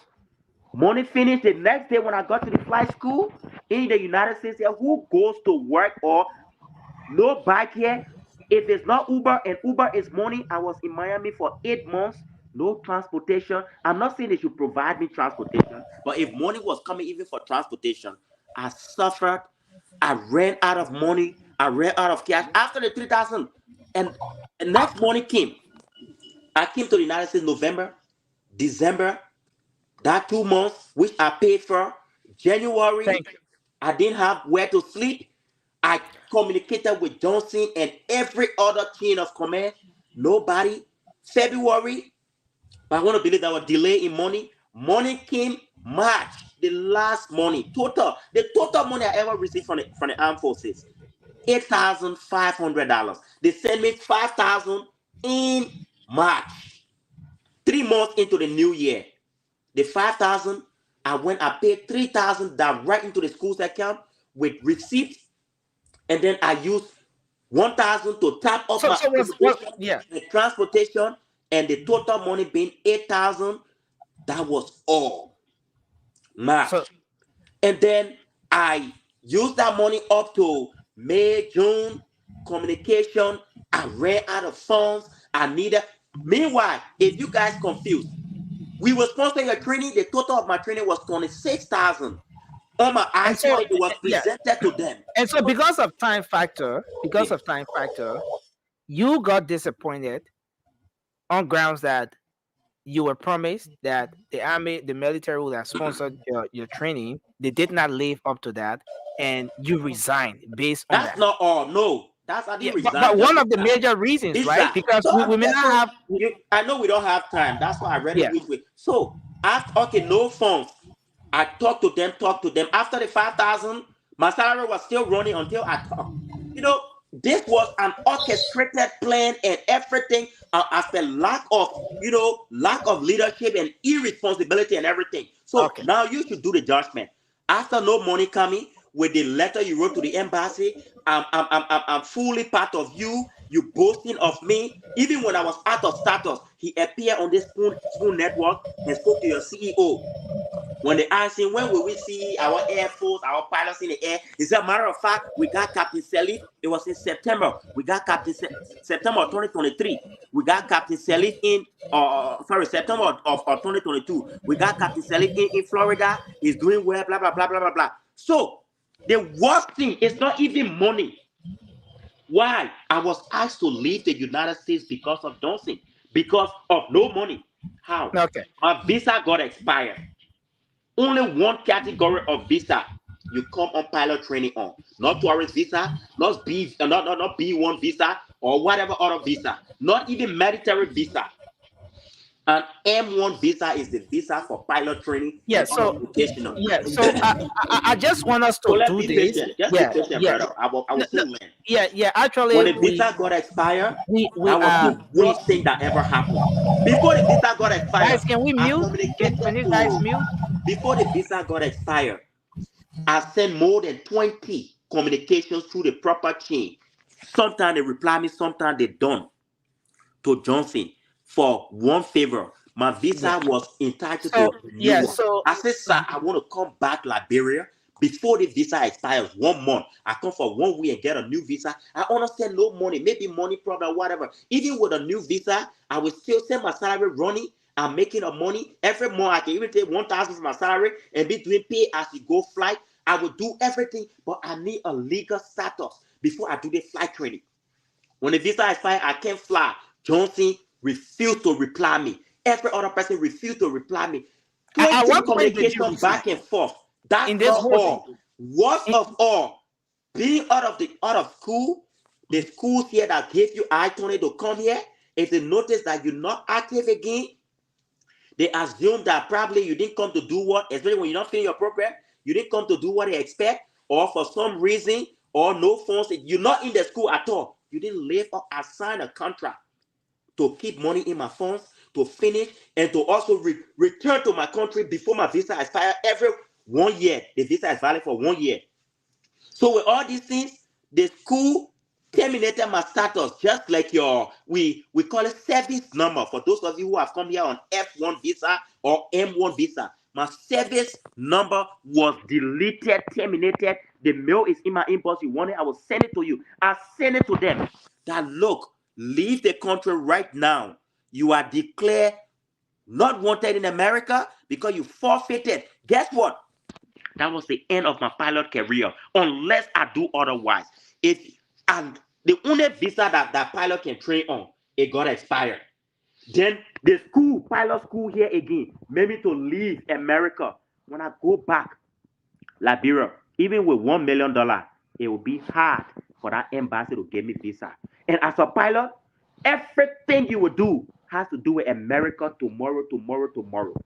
So you allow my visa to expire. My brother, parle can't talk all. Let's just I'm supposed to talk all, my brother. We talk all. We talk This is interesting. So this is interesting. Nelson, you need like a whole show specifically for this. We don't have time. So I just want us to go back to this military wives protest issue and some questions around that, because let me ask one question here, please.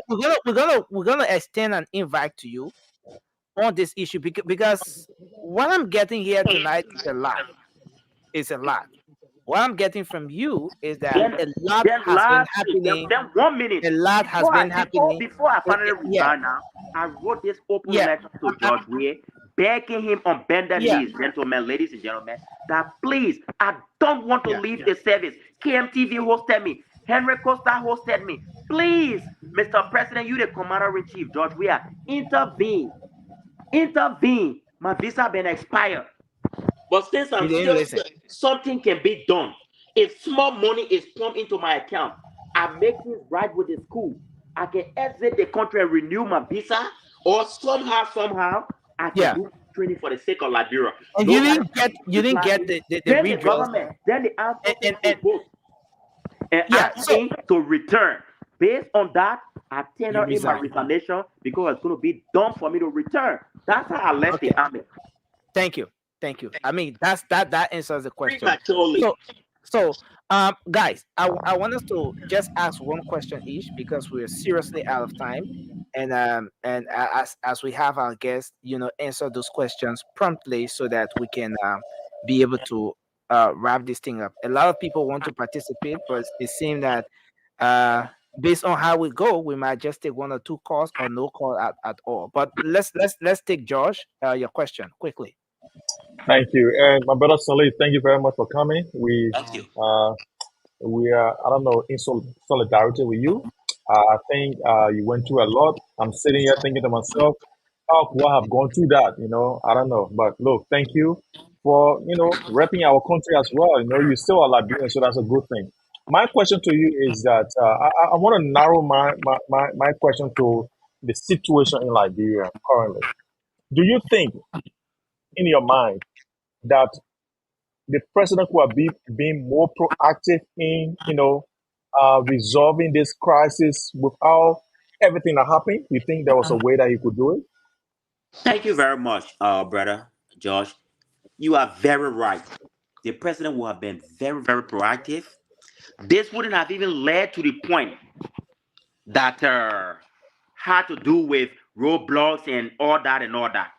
The first time those women came in the street, matter of fact, it was not as serious as it finally got. The second time they appear again, before Armed Forces Day, it was not as serious. They even came with what we call that almost every Liberian, where's your petition? Where's your petition? These women came with a petition. They gave to the chair, the committee on these various, as in for defense. The lady read it, one of the wives, she read it. This is what Mr. President should have done. And the same thing that made George Weah didn't do well, the people around him. And the people around our leaders don't tell them what they don't advise them properly. The old man there, he's a very wise man. But to some extent, he doesn't have the luxury to hear everything. Advise Mr. President. Mr. President, since these people have tendering a petition, this whole confirmation, we're not even saying withdraw it.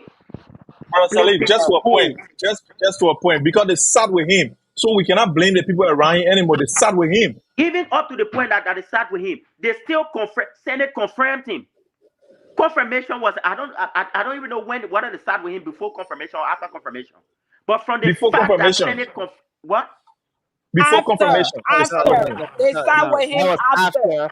And it was on Sunday. Nelson. No, it was on Sunday. Okay, let us take it as after. You try to correct people, yeah, Nelson. Nelson, we will correct him. He's looking for politics. We'll give it to him. Guys, let's do this now. Let's give our guest to The president did not do the best thing, because even if it was after the inauguration, number one, it was very wrong to even allow the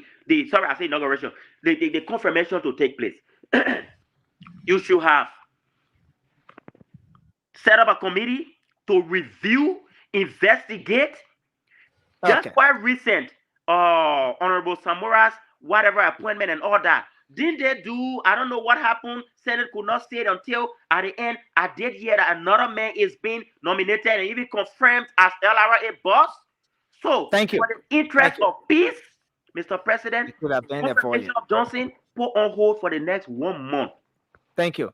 Let Johnson be acting there, whatever. Let him just be there or whatever until you resolve things. It is not about your senators going to confirm the man, then you go sit with him beyond door and all the kind of thing. That was not a proactive measure to do.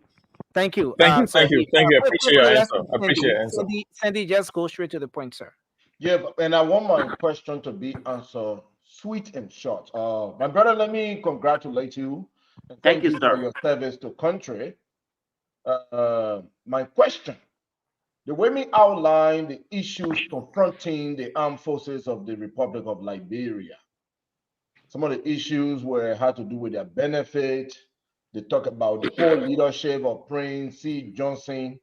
What I want to know, in your opinion, and everything you stated here tonight, will you point those to be the lack of leadership, or will you say that will be there's some sort of corruption that have inflicted the armed forces of Liberia, or could that be both?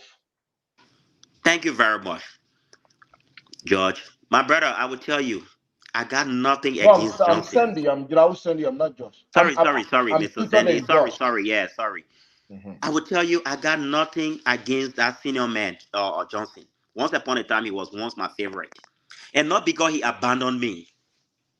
Corruption, of course, is number one reason of the lady out there. And I will tell you, did they mention 20%? Now tell me what is not corruption. Now listen. The soldiers put their lives on the line. They go in Malay to fight because they are paid $250 and $150 the least as a private, making $150 per month, working 30 days a month. Monday, Sunday through Sundays, rain shine, you pay them $150. The only hope they have is to go Malay and fight and, if possible, die. Hoping that, guess how much they pay in Malay? 1,000 rental because of very ranks. Most senior officers make it, nobody make the most senior officers like me and all that make it 1,500. So the range for a soldier, 1,000 to 1,500. Okay, so this is the money those soldiers put their lives on the line to go and fight for. Some even died. Peace unto the ashes of Sergeant Sharif, my soldier, who died in combat. Peace unto the ashes of Sergeant Titus. He got wounded in combat, a bomb wound. Yeah. He came back to the country in wheelchair for years, suffered in wheelchairs and died. You could see his skeleton around his pelvic ghetto area. You could see. I was in the headquarters. He used to come to Johnson for welfare and all that. He suffered and died.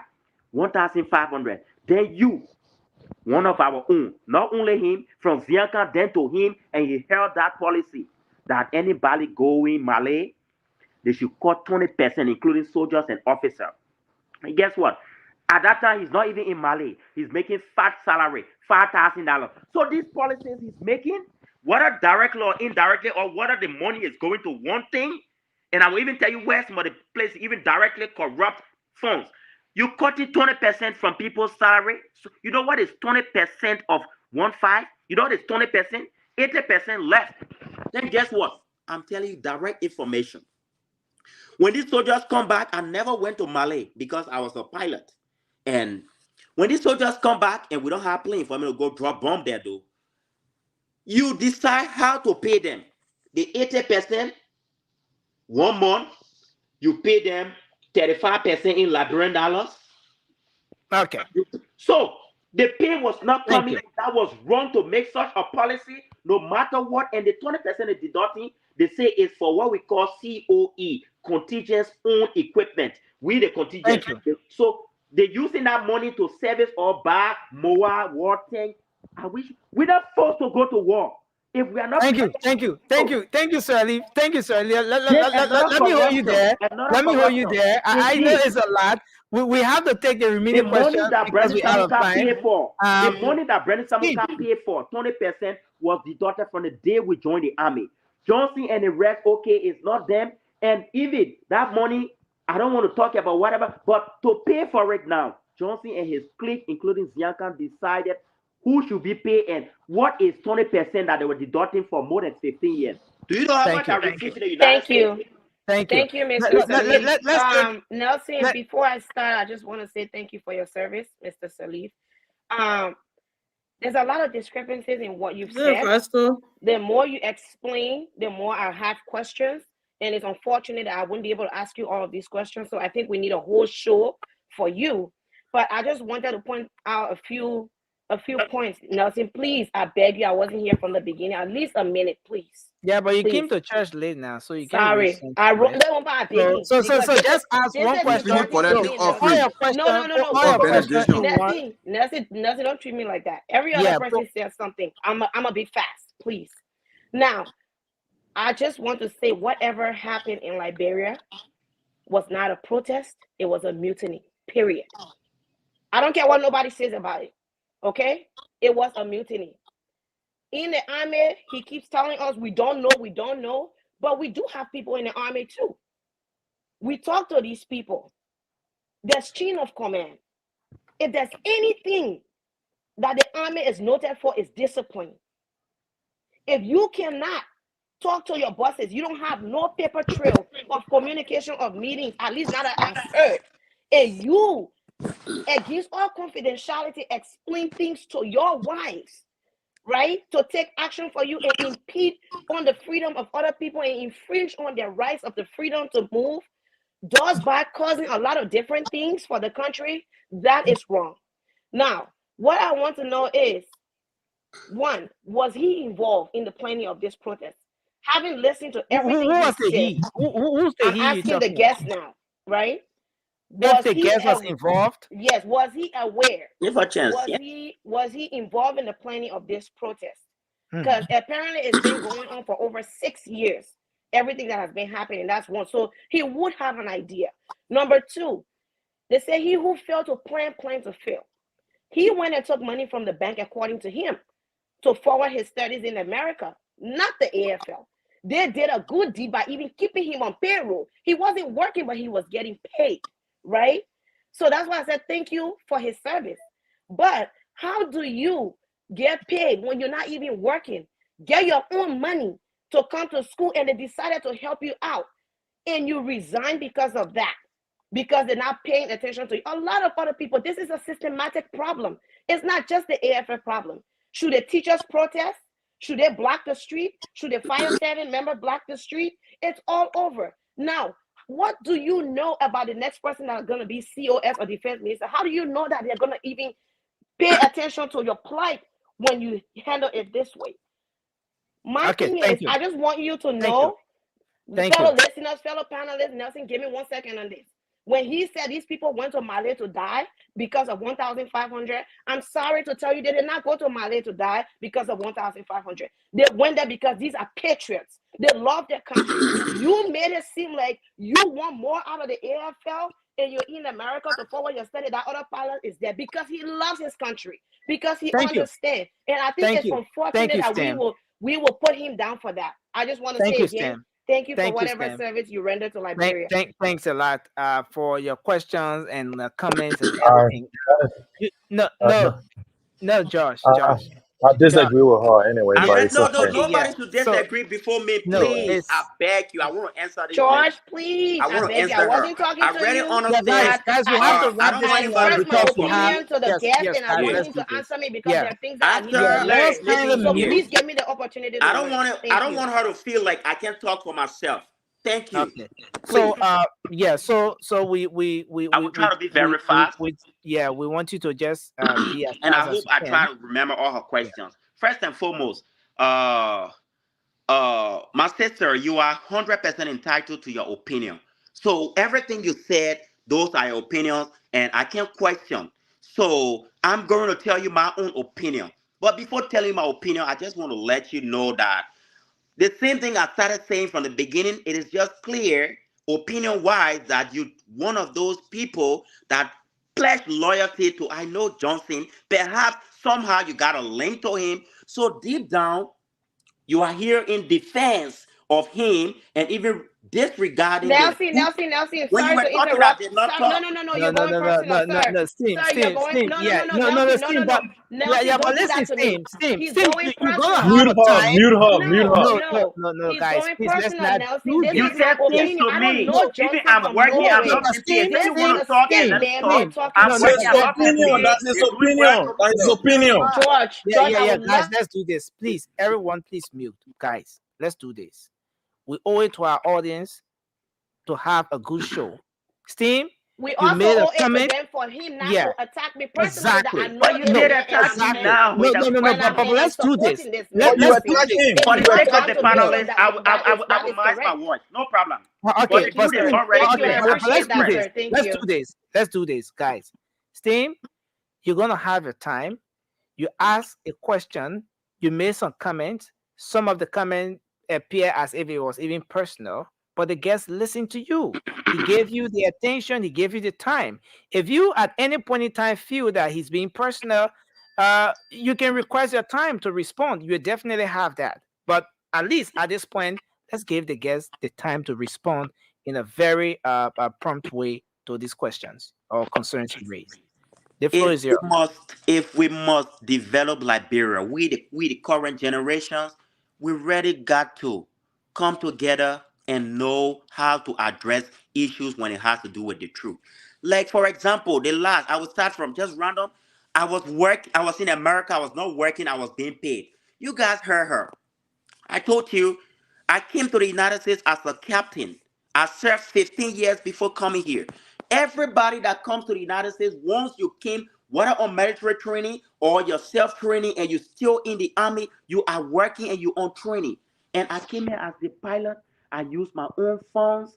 And then you say, I'm working, I'm not being paid. Then you mention I took loan and this and that and that.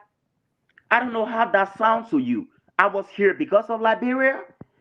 Everything was here because of Liberia to make that country great, to at least say Liberia got pilots and hope tomorrow to give back my service. I was not here for myself. The things I went through, I'm my benefit, but it is not about me. I could not do certain things. I was restricted. I was a military man, and that's it. I don't know how you see it. If I answer that, the next you talk about me talking about those soldiers going to Mali 1-5. Even if I said it that way, it is not out of point that it is because of the money. Patriotism there, but everybody wish to go to Mali. And Prince Johnson that you don't know inside, you only know outside, decides who goes to this Mali. He keeps the soldiers select and it is done the way that he feels like. So those soldiers went to Mali, or I say, even if you think, okay, only me like the money, they didn't go there for the money, go and ask them. Then you talk about cutting 20%. I am saying, as a good leader, the least he could have done, madam, if you were the one, you were wearing that uniform, you go there, will you want them to cut that 20% from you? Such an amount with all the risks that you expose yourself to, even if you're the most patriotic human being on earth? The last question, what if I'm the one that planned the whatever? I'm in America, how can I plan? I'm an officer number one. Directly, I cannot even identify certain things I can say with the soldiers and their wives because I was in leadership. So right now, even though I'm out of the army, I still respect that fact. I still see myself as the leader. Okay. There is no way I can plan, but they know better. And you said mutiny, one word you use, which I want to emphasize. You don't know the definition of mutiny in the army. When soldiers themselves plan mutiny, you will not be talking about going to block roads through their wives. We don't hope and pray for mutiny, and a professional army can never plan mutiny. That was not mutiny. The Constitution calls for a protest. Thank you. June 7 protests and all protests around. Check your Constitution and define what is protest. That was protest, and you don't call it mutiny, not because it's not in your shoes or it doesn't have to do with certain group of people. It will interest you to know that you will never know the importance of a security who stands to the bank until he leaves from there. Every day he's there, so no thief. You like, maybe we shouldn't even pay this man. Thank you. Thanks a lot, Sir Leaf. Can I respond now, Nelson? You said I was going to. Yeah. My question wasn't answered. I asked him if he had an idea about the protest. He said he didn't. I told you I cannot. I'm in America. He said he didn't have an idea about the protest, but he has said have an idea. Let me say this. Everything. Sir, If you've been following me for more than a year, I've been saying that a day of reckoning. Yes, I was saying it. Let me tell you, we can say in the local way. I swear, I will tell you, I said that a day of reckoning was going to come, that Johnson was going to be disgraced. And I will tell you for free, we don't expect Johnson, or maybe you will have a lawyer's son or sister to come and see the truth. Even the soldiers that served as bodyguard to Johnson. Let's move to Vasco. Ask them right now. Yeah, because Nelson, you're not letting me say anything, though. Thanks a lot, You're not letting me say anything. No, but can you give her 1 minute? Let's say her. Yes. So guys, let's do this. I just need to learn my points because we got to go. Let's do this, guys. That's all. We are seriously out of time, and so I want us to be straight to the point. So 30 seconds. You have 30 seconds to make the point you want to make. The timer is set. I'm going to introduce the timer now because we're out of time. Yeah. Mr. Sirleaf, I didn't talk about 20%. You talked about 20%. I have no idea about 20%. I did not talk about a loan. You told us that you got a loan from Equifax. Yes. I did not say anything about a loan. That's what you said. And I only asked a question that you made that decision before contacting the AFL. However, I want to say this. This problem is systematic. Again, we can't dismiss what the AFL is going through, but the way they went about getting solutions to their problem is not the right way. This is something that's all about. We need a systematic approach to solve these issues, not by infringing on the movement or the rights of other people. Thank you. Thank you, Steen. Thank you very much. We're going to take Maria. I see you nodding your head already, so it means that Steen spoke for the both of you. So there's no need you ask a question. But let's take Vasco. Yeah, you did not. Let's take Vasco. I the one went to the bank. I the one took the money and all that. Then it brings me to the thing to say, Madam, it's as if you don't know the root of the problem or even some of the things I said. And we're going to come to you. I did tell you. We'll come back to you, Sirleaf. Madam Sim. Sirleaf, I want Vasco to ask his question. I just want to answer that question quick. No, Sirleaf, I'm good. I didn't ask question. I said thank you for your service. I'm good. Thank you. Okay, Vasco, you want to come in? Then we take Marie next. Yeah. Let me come in quick. My brother, thank you so much for your service. So my question is this. Most of us here, especially those are the guys that support the they're always going to be political in everything. And I've been telling them this is a serious matter. This is the military. If you've been listening to them, they've been saying, some of them here saying that this is politically motivated. I mean, no. And I want you to tell me that this action by the women of the wife of the AFL soldiers, was this politically motivated, or it was something that the army have been taking for so long? Thank you very much. And then when you answer that, the next one there is so I'm Vasco, hearing, you tell me I'm hearing that the Senate, they want to probe into this matter. Can the Senate investigate the thing that happened from the wife of the military? Can they investigate? Well, Thank the you very Senate much. has the right. Okay, go Why ahead. not? Anything I'm saying here would just be, I tell you, the best approach from a military perspective, but it might not mean that the Senate will even see it that way or anybody else. I would be wrong totally to some people, but I tell you, that's the best approach I would give you. The first question, whether this is politically motivated, it's sad for anybody to think that this thing has, because when you say in a Liberian setting, when you say something is politically motivated, maybe CDC here in it, or ACOP, or something. It is sad. No, this is not politically motivated because it is dated as far back as years before. Small cries, there's something we call slippery slope. This is just a slippery slope that finally got to the point that it now smells out. So, and I would tell you, I always said, somebody was always, even when this thing happened to me, that somebody even see like it's about me and all that, and even taking money from the bank, I did all this for Liberia. That Thank you. somebody will see and think that it's about me, and then at the end, when I was abandonment, it was a contract, and then it didn't go as planned. Then it comes to the fact, and I said that one day Johnson is going to be questioned and brought to book. So as it happened, it's just the right time that was destined for this to happen. And if you tell me whether it was planned, yes.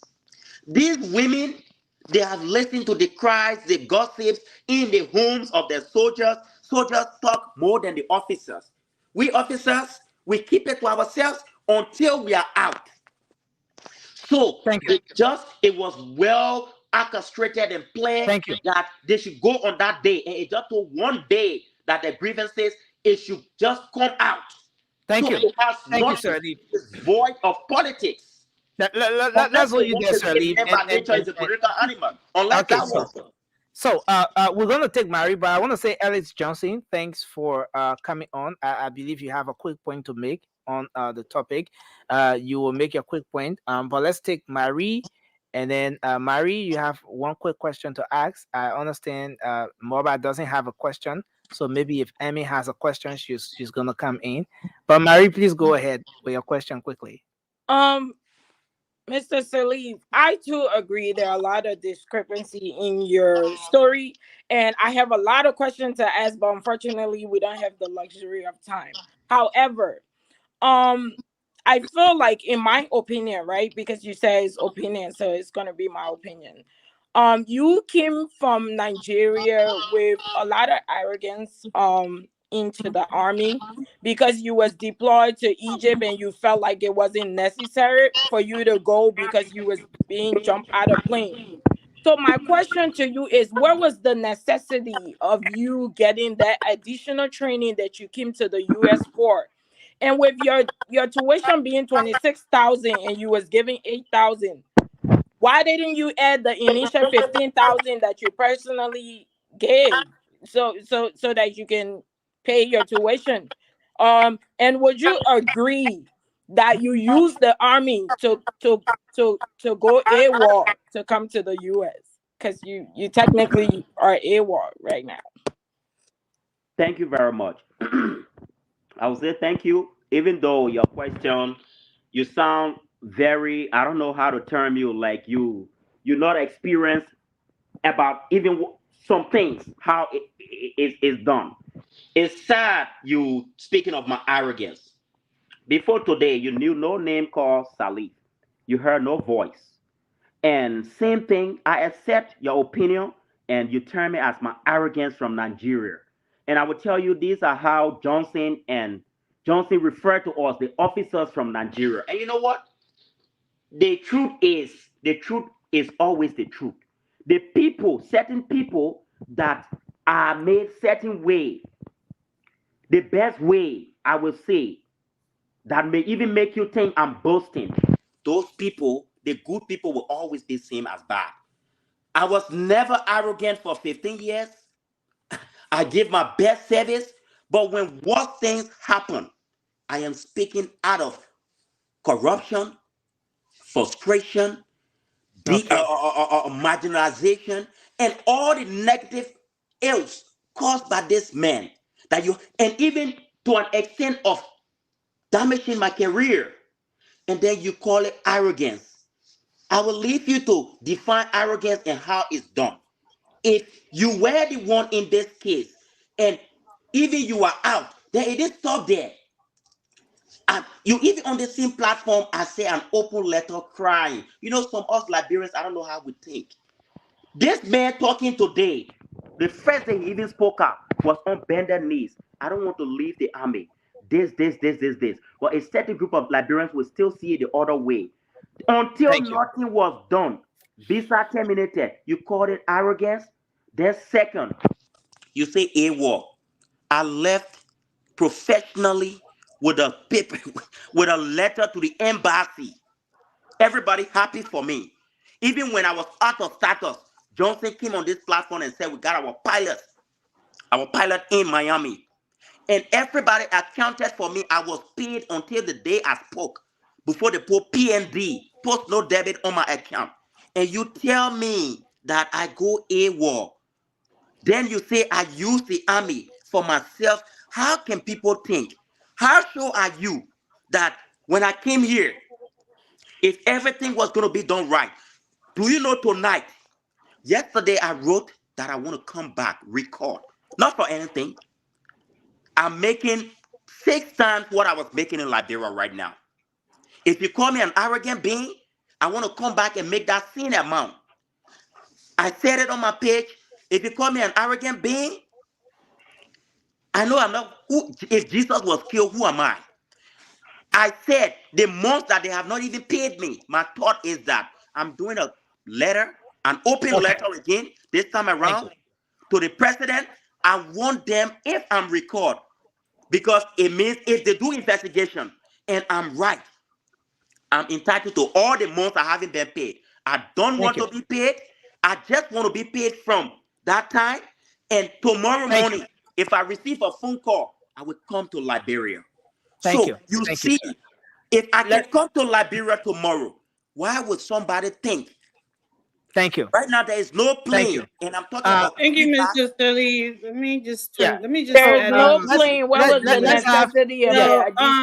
No, guys, look at what you're saying.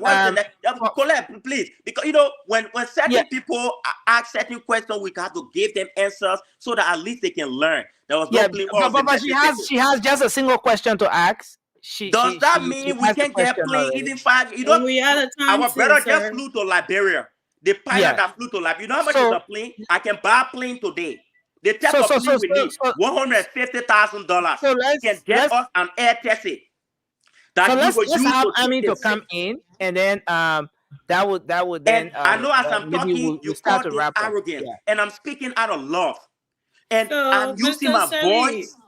I'm using the barrel.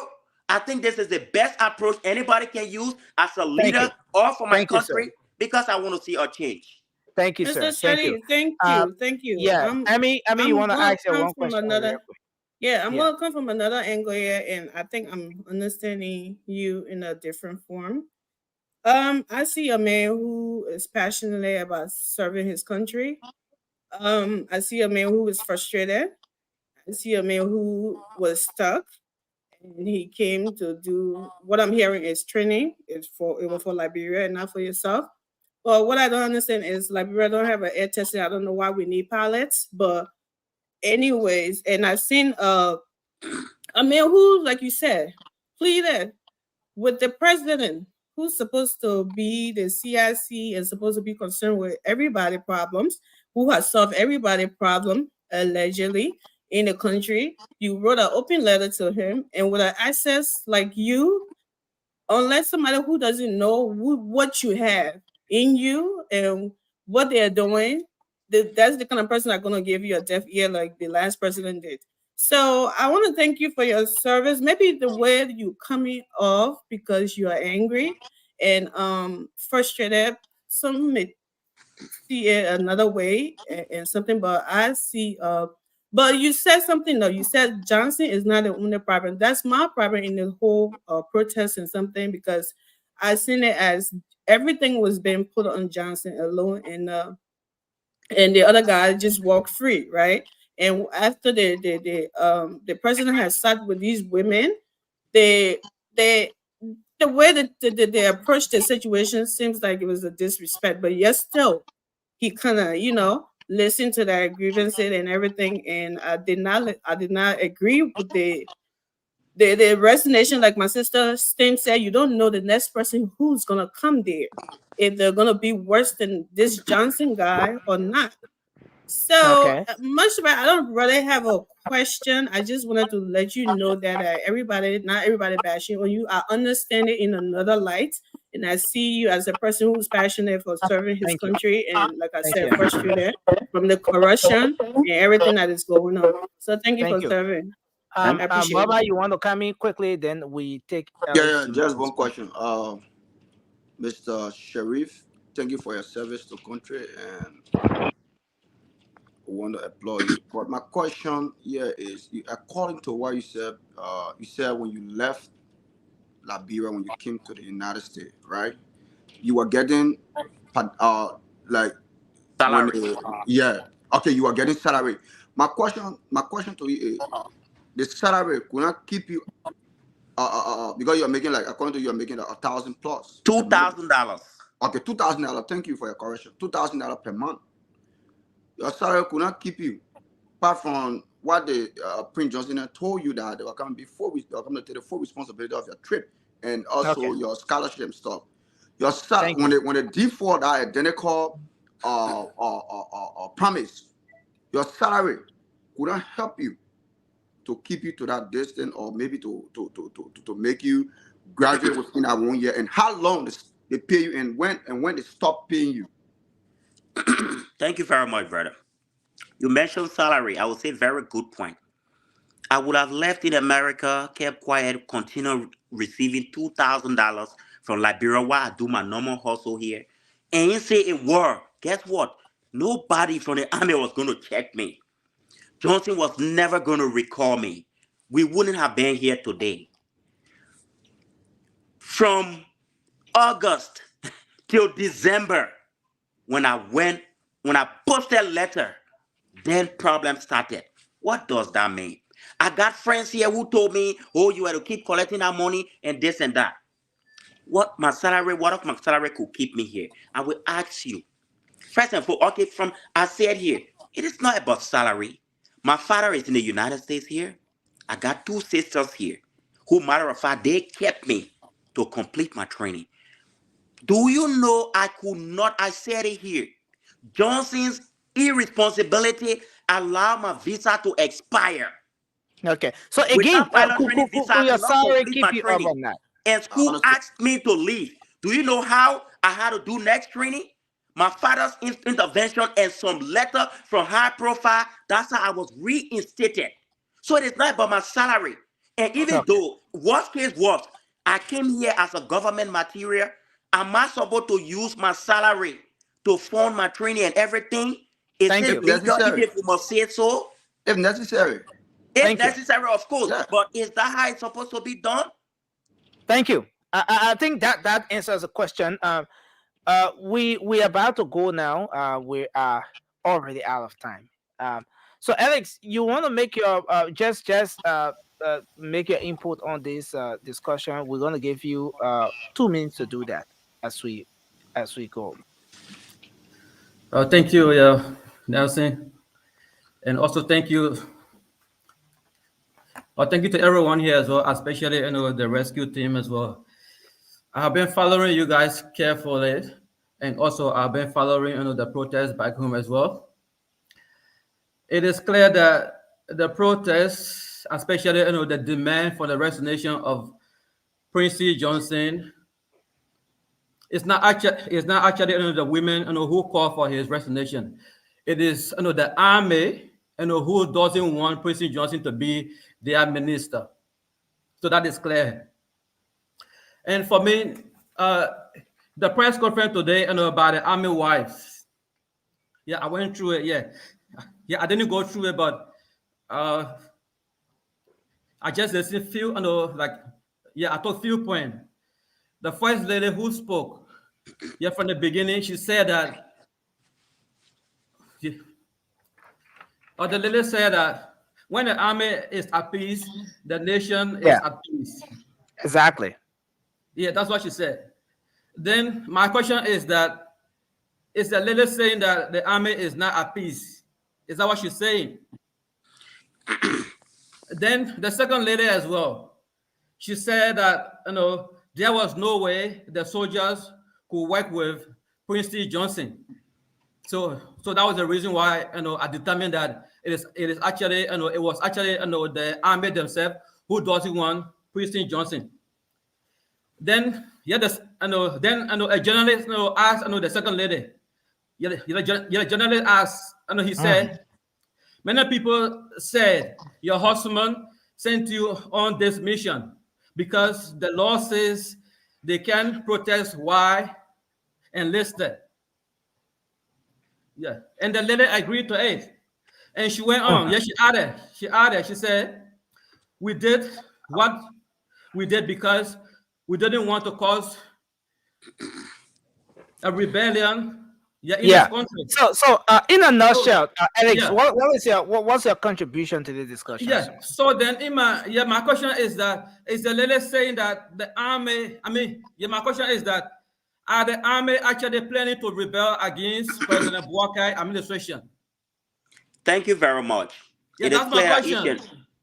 It is clear that each and every one of us here, and even those listening, know that you're talking to a commissioning officer with so many years of experience. So when you throw questions to me like this, I will give you just the answer you expect.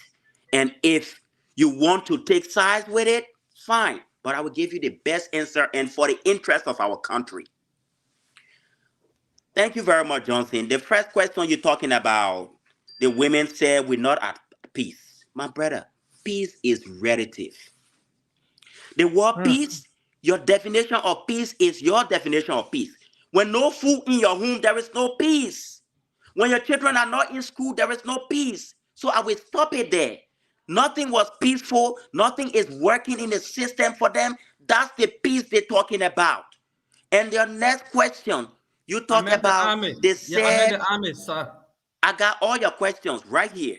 Your next question, you talk about they said whether their husbands send them in the street. I will tell you for free, their husbands send them in the street. And that's the best thing for Liberia.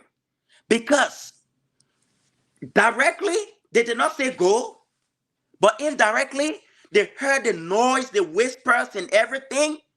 And for them to get all the details, the husbands might have told them. Lastly, if they are planning coup, what rebellion? You ask me such a question? As if you, bro, I don't have to tell you such. Nobody is planning coup because the soldiers are very professional. But listen, we should be reminded and wise. Not because nobody is planning coup, we should forget that Guinea is now under the leadership of a military. Burkina Faso, Mali, and once upon a time, Samuel Kanyando.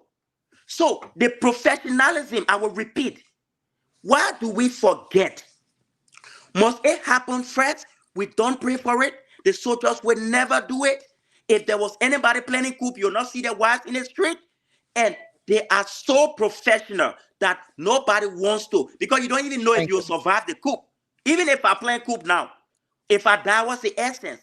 So we should stop thinking that way and even ask ourselves, these soldiers, it's possible that worse things can happen, right? So let's remedy it. We don't pray for it, and we want the best for Liberia. And the bottom line, all these things is the man, wherever smoke coming from, there could be fire. Is he pure? That's the question. It is not about how in the street today or what they said. That's a great one, and I think you adequately responded to that question. I want us to take just 5 calls, and then we come back and close the show. We have less than enough. We have about 5 minutes to be here, so let's take just 5 calls. The number is up. You can call us on WhatsApp using that number or the 0555-101075. Each caller is restricted to at least 45, at most 45 seconds, so that we get going. Of course, we are seriously out of time. Let's take our first call here. Hello, you're live. Your name and where you call from? This is Walker from Virginia. Please go ahead quickly, sir. Nelson, I just want to make one thing clear. No Liberian should be afraid. I will not discuss the tactical duty of AFL, but if the Liberian people are serious, AFL cannot hold that country hostage. I repeat, they cannot. 1. Number 2, I've been listening to the brother here in the studio. First of all, thank you for your service. But I will hear myself wore uniform before. The only difference is I wear in the United States. If you in order to be on a payroll and you're not in Liberia, you have to be on CDY orders. If you came to the U.S. and you are not on CDY orders, the corruption they accuse me Johnson for, that part of corruption. Because if you're not on orders, you cannot get paid. And 2, no soldier coming over training means the I-24. I mean, I-20. I-20 is not required for military people to come to train. So let us get that straight. I mean, I ain't got the time. Thank you. Thank you. Thank you, sir. Let's hold you there and take this person. Hello, quickly. Let's hear you. Hello, Nelson. Yeah, please go ahead quickly, sir. Yeah, please go ahead. Thank you for the show. Is this the battle captain Vanessa Salif that we know in the army? Affirmative. Yeah, he's the one. Is he telling us that he supports the behavior of the army soldiers? When I say army soldiers, every order comes from above and descends. So if the army people wise instructing orders from their husband, then we support what the people did in the new brain of Liberian army. You think that was the best? He said yes. He already responded to that question, sir. Thank you. Thank you very much. Let's read there and take another call. Hello, you're live. Yeah, Nelson, how you doing? Yes, sir. You're live on the show. Just go ahead quickly. I just want to say thanks to the brother in there. You know, we politicize everything. What's happening? The brother that have revealed a lot of hidden secret and a lot of things that have been going on in the army, and leadership have not been taking the leadership role that they should take to mitigate this issue, that it wouldn't have caused the national embarrassment that it caused to them. But in as much as those problems occur and people were not happy with Prince Johnson, I think the military that we all refer to as a force for good, they just stood too low. Thank you. They put themselves in a position that it was really bad for they themselves to be the reason that their own day was cancelled. I think they disgraced the country and they embarrassed themselves to a certain extent by using their wives. Thank you. They could like use other channel. If all the commanders, give me 5 seconds, please. If all the commanders, I believe, would have walked to Mr. Parker, President Parker, and express their intention, and he will have seen the security of them, and he will have taken action. But for them to have allowed their wives and themselves to cancel that day, and those women were beating people in the street dressed like rebel days, I think they just destroyed the morale of the army. Thank you, sir. Let's and I think we will squeeze the final call in, this one finally, and then we'll go. Hello. Hello. Yeah, please go ahead quickly, sir. Yeah, hello. Yeah, I'm calling from Freetown, Sierra Leone. Hello. Yes, sir. You're live. Yeah, I'm calling from Freetown, Sierra Leone. In relation to the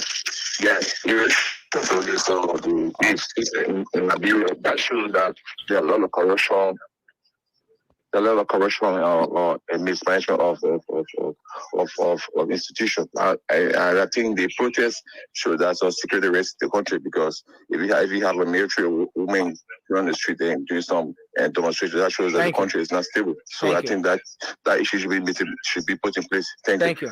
Thank you very much, sir. Well, that's all the time we've got for the show for today. And we still closing. Nah, we will just allow our guests to do his closing. We are out of time. We're not closing.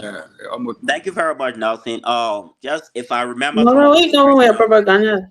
if I remember some of those questions, I will. Closing. We have The individual who even stated at, I think he was in U.S. military, and then he talked about I-20 is not for military.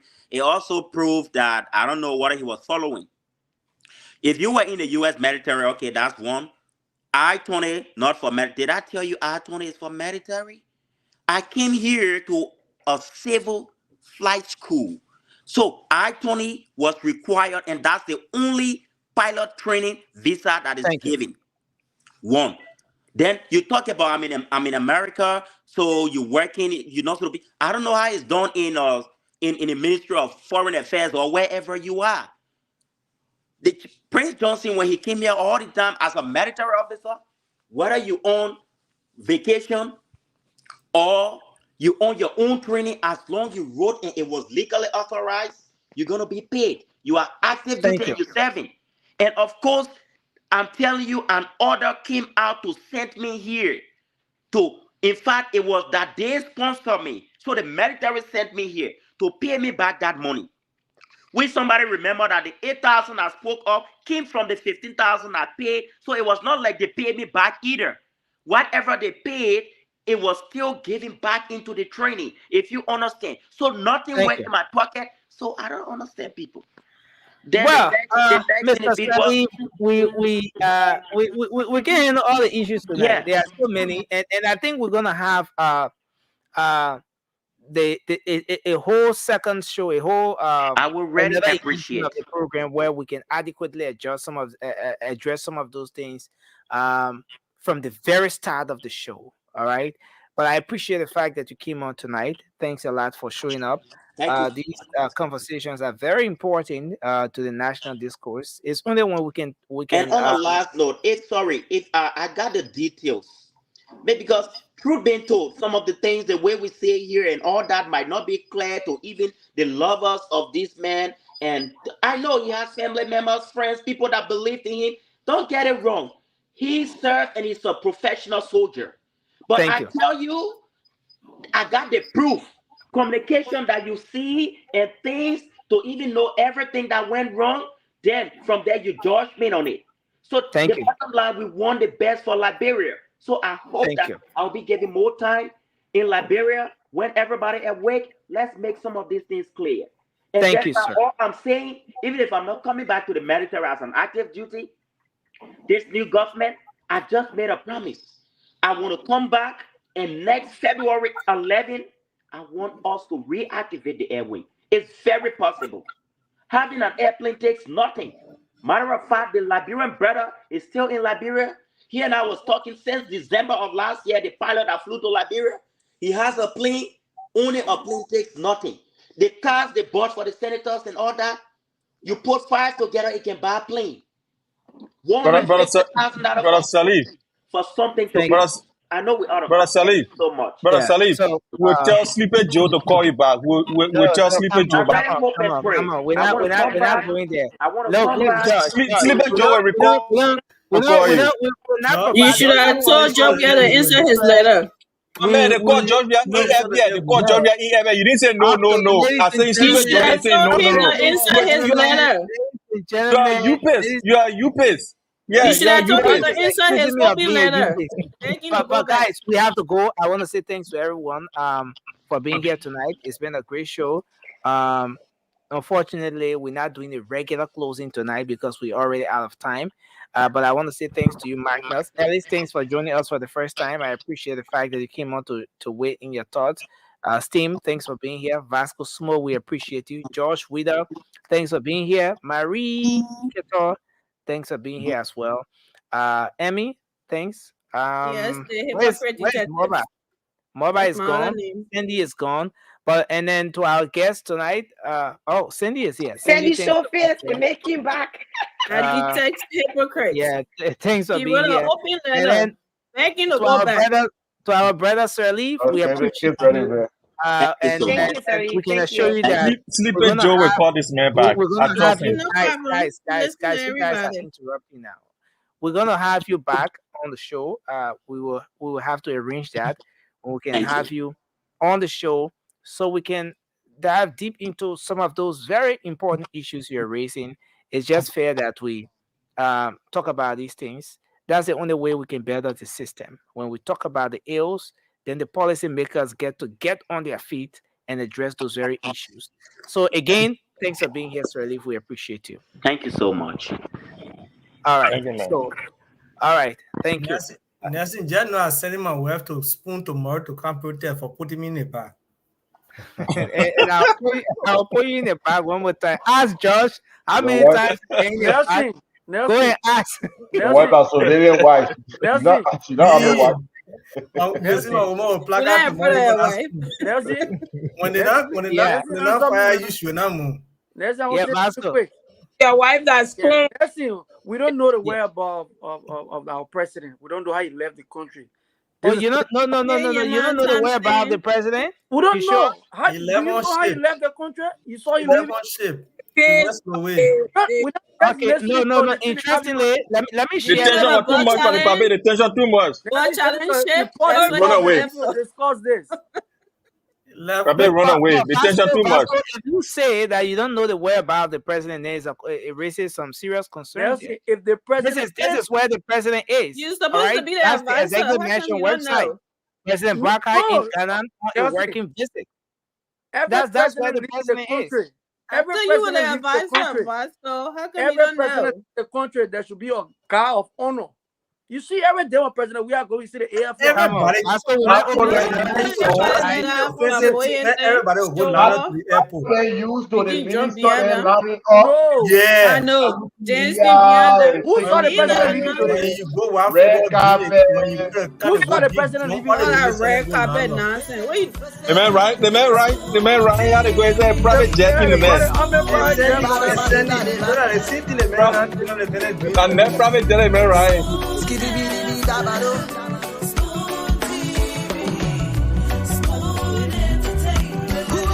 Well, folks, that's how we like to go down the presence of the show. I think it's for fully. And all the program. Until then, have a good night. And that's what we have. Just remember, keep the keys. That's my dear is all we have.